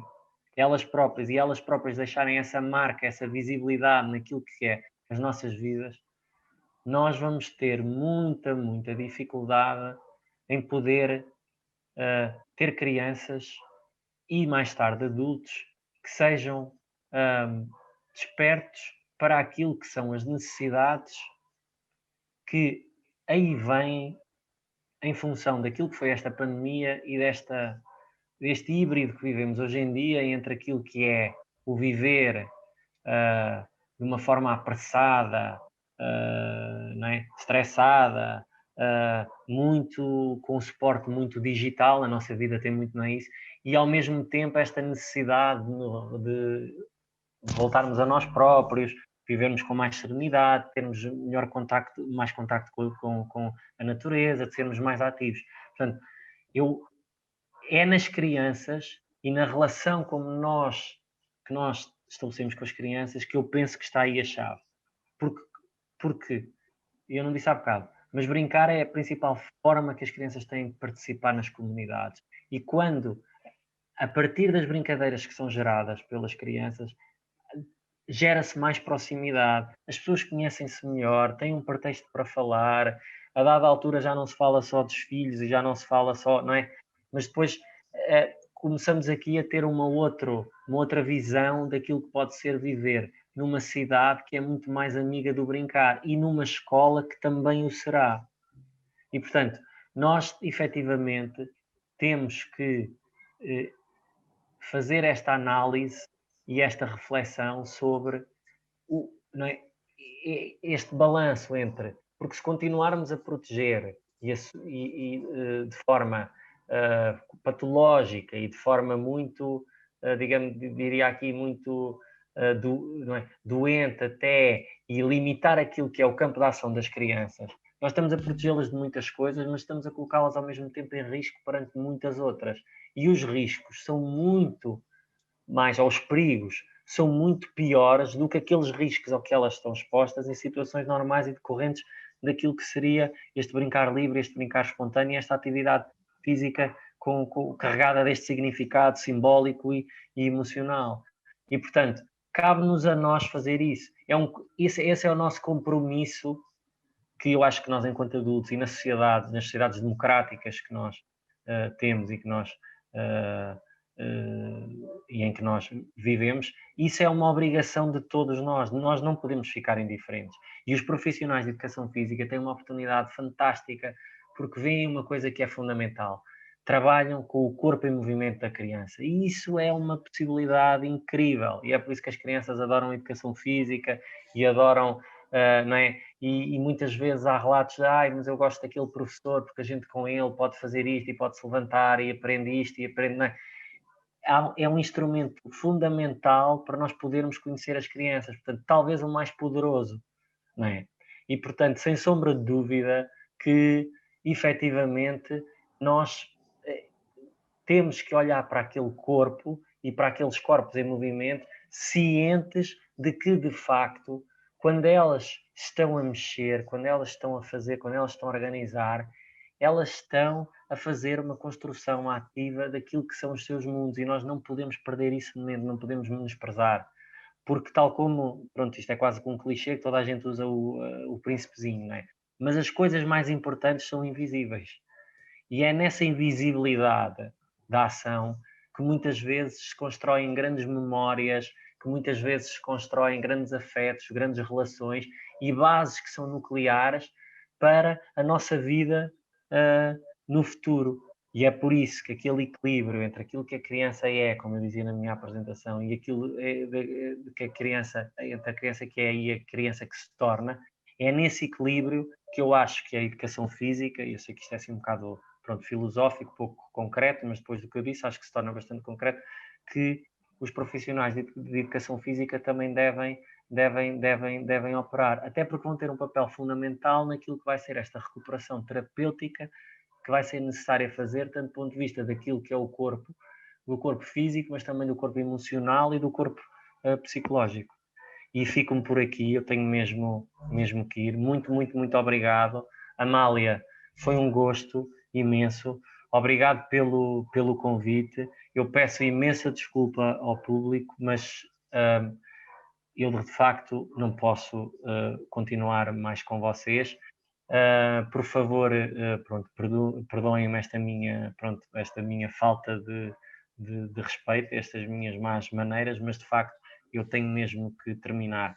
Um bem-ajam para todos e felicidades, e que nos encontremos em breve em contextos mais próximos e onde possamos ver crianças e adultos a brincar uns com os outros. Um grande, grande, grande abraço e obrigado mais uma vez pelo convite. Muito obrigado, Frederico. Com certeza haverão outras oportunidades e esperemos que também noutro formato. Agradecer mais uma vez a esta partilha. Pegando também nesta partilha, Amália, estamos assim também na reta final, também considera que então a educação física tem este papel tão importante de conseguirmos fazer com que as crianças brinquem e que possamos ser um bocadinho mais arrojados nesta missão de fazer com que as crianças brinquem? Eu aposto que sim, mas eu sou suspeita, não é? Eu costumo dizer que a educação física não é banha da cobra, mas é quase. Cura quase tudo. E eu parece-me que neste momento, então, e o Frederico estava a falar nisso, depois deste tempo todo que as crianças estiveram fechadas, eles voltaram à escola com um déficit de movimento e de brincar com os outros, especialmente de brincar com os outros. Eles brincaram em casa. Sim, brincaram com os computadores, com os telemóveis, brincaram. Mas o brincar com os outros é fundamental para aprender a estar com os outros. A parte da socialização está por fazer. Eu vejo nos meninos com que eu estou a trabalhar. A turma que eu tinha o ano passado, primeiro ano, regrediu imenso. Eles estão a fazer um segundo ano que voltámos atrás de uma série de coisas, voltámos a fazer jogos sobre o espaço. Qual é o meu espaço? E até onde é que eu posso ir no meu espaço, na minha bolha pequenina e agora numa bolha grande? E depois temos esta coisa das bolhas. Eles andam em grupo de turma, quando se calhar os amigos deles estão na outra turma. Ficando agora também nessa questão, isto é também muito complicado. A parte da socialização que é feita na escola também é feita pela interação com as outras turmas. E neste momento o que é que está a acontecer? A turma A do segundo ano vai para aquele pátio e a turma B vai para o outro. E depois rodam os espaços para não estarem sempre os mesmos. A socialização é feita com os amigos que estão também nos outros grupos. E isto não está a acontecer neste momento. Portanto, está a acontecer tanta coisa que é errada em termos de formação. Seria quase, por exemplo, eu lembro, a minha mãe dizia sempre que eram 11 irmãos. O que eles aprenderam com os mais velhos, não é? E agora não é possível, porque as crianças de 6 anos só estão com aquela sua turma de 6 anos e os 10 só estão com o seu grupo de 10 anos. Na minha escola, como é uma EBI, os de segundo e terceiro ciclo misturam-se todos no recreio. Eles não querem saber das bolhas. Nós depois vamos lá e dizemos cuidado e a máscara e tal. Mas eu percebo-os perfeitamente. Percebo perfeitamente. A criança de 10 anos quer estar com os outros, que têm 11, que têm 12, já olha para eles como mais velhos, quer jogar a bola com eles. Como é que é possível ter bolhas com estes grupos? No início era uma chatice, foi uma chatice controlar aquelas crianças. Agora, quando começamos então, quando eles começam a perceber que já há muita gente vacinada e os outros já tiveram e eu já tive também, é claro que eles se estão a misturar. É claro. E é claro que eles brincam juntos. Os mais pequeninos não conseguem brincar ainda juntos por causa disto, porque nós adultos estamos a controlar muito. O A vai para aquele pátio e os outros vão para o outro. E eu vejo isto nos outros. Os do pré estão só no sítio deles.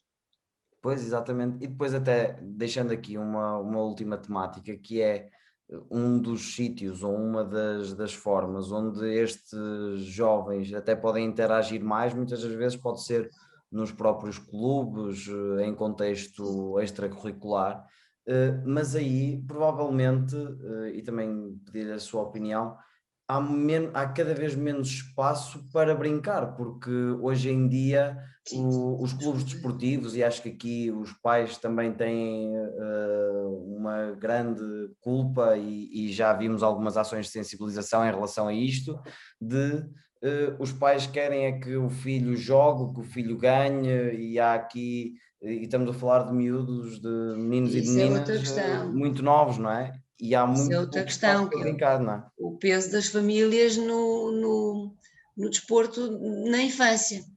Porque há muitas famílias que colocam as suas criancinhas, os seus meninos, especialmente os meninos, nas escolinhas de futebol, e eu sou avessa às escolinhas de futebol no sentido da especialização precoce. Não devia haver especialização precoce, né? A criança de 4 anos não tem que fazer torneios de futebol. Devia brincar. Até pode brincar com a bola de futebol, mas aquela especialização que é todas as semanas, 2 ou 3 vezes por semana, vai ter aquela hora onde o foco é o futebol, eu não concordo. O foco devia ser o brincar, experimentar materiais, experimentar atividades, experimentar coisas diferentes. É por isso que a educação física é tão importante. Porque na educação física nós não nos focamos numa modalidade. E por acaso, os meus alunos, muitos deles, chateiam metade do ano, porquê que não fazemos futebol? Eu costumo dizer, tu fazes futebol todos os dias à tarde quando sais daqui da escola. Ah, mas não sei. É verdade. Porque eles jogam à bola, não é futebol, é à bola, em qualquer sítio. Eles não precisam de bola nem de baliza. Eles só precisam de um bocado de papel que transformam numa bola e uma porta, ou 2 latas, ou uma mochila, ou um caixote. Qualquer sítio serve para brincar com a bola. Serve para fazer futebol. Portanto, não é preciso. Portanto, nós na educação física fazemos todas as outras coisas e também fazemos futebol. Os meus fazem, de vez em quando. Mas eu posso chegar aos mesmos objetivos do futebol com qualquer outra modalidade coletiva. Grande objetivo: participação, partilha, trabalho de grupo, trabalho de equipa. Eu faço com qualquer modalidade coletiva. São desportos coletivos. E até desenvolver a própria modalidade enquanto futebol, não é? E depois trabalhamos as outras áreas. É claro que eu quero que eles façam futebol, porque senão as meninas nunca jogam futebol. Pois. Eu lembro de uma escola que tivemos um projeto de animação de recreios, que é muito engraçado, que uma das coisas que mudou nessa escola foi a participação das meninas no futebol. Numa escola onde só se fazia futebol, porque era a única coisa que eles tinham acesso, era uma bola de futebol, e onde os meninos invadiam o espaço de recreio, o campo de jogos, e só jogavam futebol, as meninas não tocavam na bola de futebol. A partir do momento em que introduzimos uma série de outros materiais na escola, bolas de esponja, arcos, sacas, sei lá, tanta coisa, carrinhos de cana, jogos da malha, introduzimos uma série de materiais ao abrir de um projeto, com o programa Escolhas. As meninas, isto foi medido por elas, nós passámos a poder jogar futebol também. E eu pensei, quer dizer, no meio disto tudo, a única coisa que eles faziam, elas não faziam. Passaram a fazer. E eu há bocadinho estava a lembrar de uma coisa que já agora gostava de partilhar convosco, Claro. Quando se falou na questão da inclusão, hoje aconteceu uma coisa linda na minha escola. Apesar de acontecerem coisas que eu acho completamente idiotas, que é, há 2 ou 3 dias foi lá o pessoal da Câmara levar os jogos tradicionais, e eu acho que os jogos tradicionais deviam estar sempre na escola, para nós podermos, em qualquer ocasião, utilizá-los com as nossas crianças. Mas hoje aconteceu uma coisa linda, que foi, no meio dos jogos tradicionais foram 3 carrinhos de rolamentos. E então uma das funcionárias, uma das nossas auxiliares, que é uma pessoa linda, maravilhosa, sentou-se num desses carrinhos de rolamentos com um dos nossos meninos da paralisia, que tem um menino lindo, com um sorriso lindo, com os olhos lindos, mas que está preso naquele corpo, com uma cabeça maravilhosa presa naquele corpo, e eu estou-me a arrepiar a contar isto.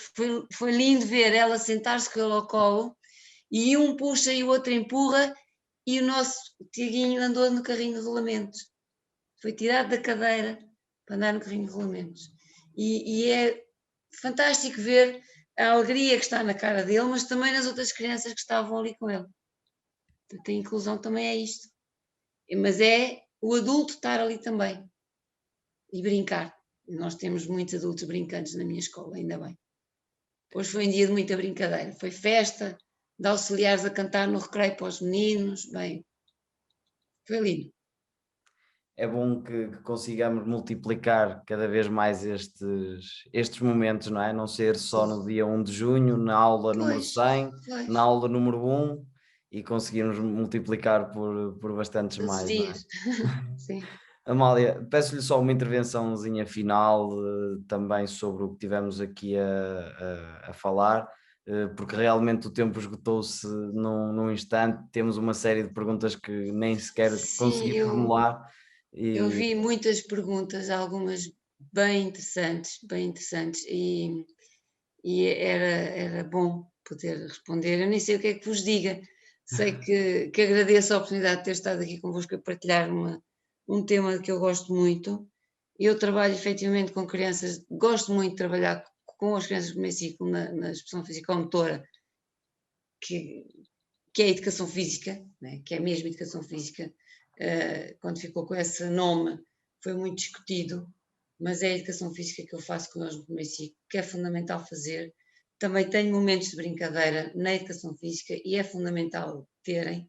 É fundamental fazer às vezes aulas muito abertas, em que os materiais estão lá e dão a oportunidade deles escolherem a sequência em que querem fazer a experiência desses materiais, ou o que é que querem fazer em cada estação. Esse tipo de aulas também é muito interessante, especialmente com primeiro e segundo ano, eles poderem escolher e descobrir o que é que eu consigo fazer com estas coisas, por exemplo, montar estruturas com os bastões e com os cones, espalhar os arcos e colocar os arcos encaixados nos cones, eles descobrirem maneiras de passar aquilo e de saltar e de utilizar, ou as bolas, ou ter os colchões e deixá-los descobrir o que é possível fazer, e de repente tenho uma criança a fazer cambalhota para a frente, sem eu lhe ensinar a fazer cambalhota para a frente, e essa criança já está a ensinar aos outros que também têm 6 ou 7 anos como eles. Portanto, é fundamental realmente nós termos estes tempos para a educação física. Continuo a acreditar que é fundamental, e o meu acreditar também é viciado por mim, porque eu sou tão fã de trabalhar com o primeiro ciclo, gosto muito de trabalhar com o primeiro ciclo, porque eles são, é ali que tudo começa. Já começou no pré, eu sei, já começou no berço, mas no primeiro ciclo eles já têm outras capacidades ao nível da socialização e do aprender de regras que nós podemos estimular ainda mais, não é? Então eu realmente gosto muito de trabalhar com esses níveis.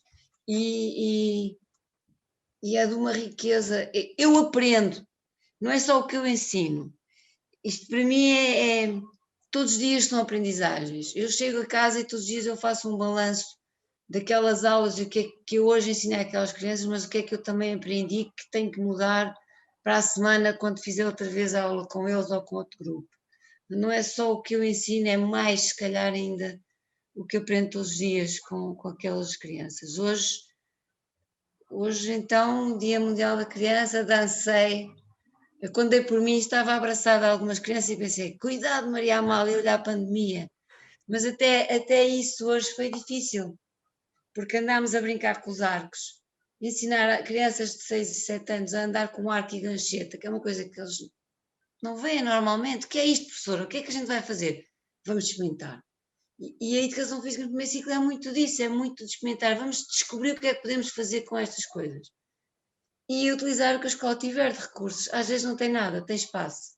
Epá, e nós usamos o espaço, usamos o papel é um instrumento fantástico, usamos o trapilho, que é um material barato, não sei se sabe o que é trapilho, mas é aquele cordão de tecido, e que serve para tanta coisa, desde fazer armadilhas a fazer redes de vôlei, a fazer percursos.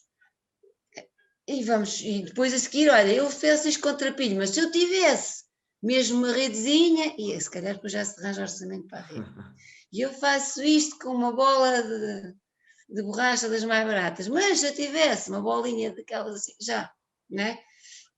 E vamos experimentando e vamos, epá, o que eu gostava era que as pessoas saíssem daqui desta formação com mais vontade de experimentar e de arriscar e de fazer coisas.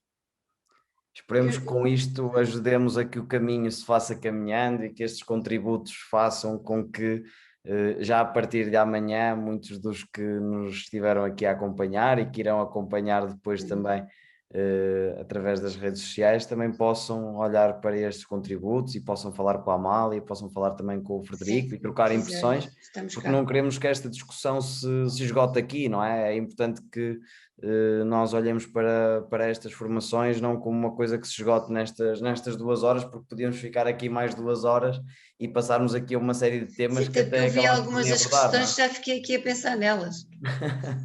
E isso realmente é muito bom para nós, também para mim enquanto moderador, porque saí daqui a aprender bastante mais também. Amália, muito obrigado pelo seu contributo, pela sua partilha. A todos os outros que nos continuam a acompanhar, deixar-vos a nota de que este seminário continua no próximo sábado com o painel 2, que terá como tema os clubes modalidades como veículo para o desenvolvimento das crianças no desporto, e depois à tarde o painel 3, o impacto da pandemia, confinamento no desporto, que é assim um dos grandes temas que não podemos hoje em dia falar sobre praticamente mais nada, não falando do impacto que a pandemia tem nas nossas vidas e neste caso no desporto e na atividade física. Por isso estão todos convidados, obviamente.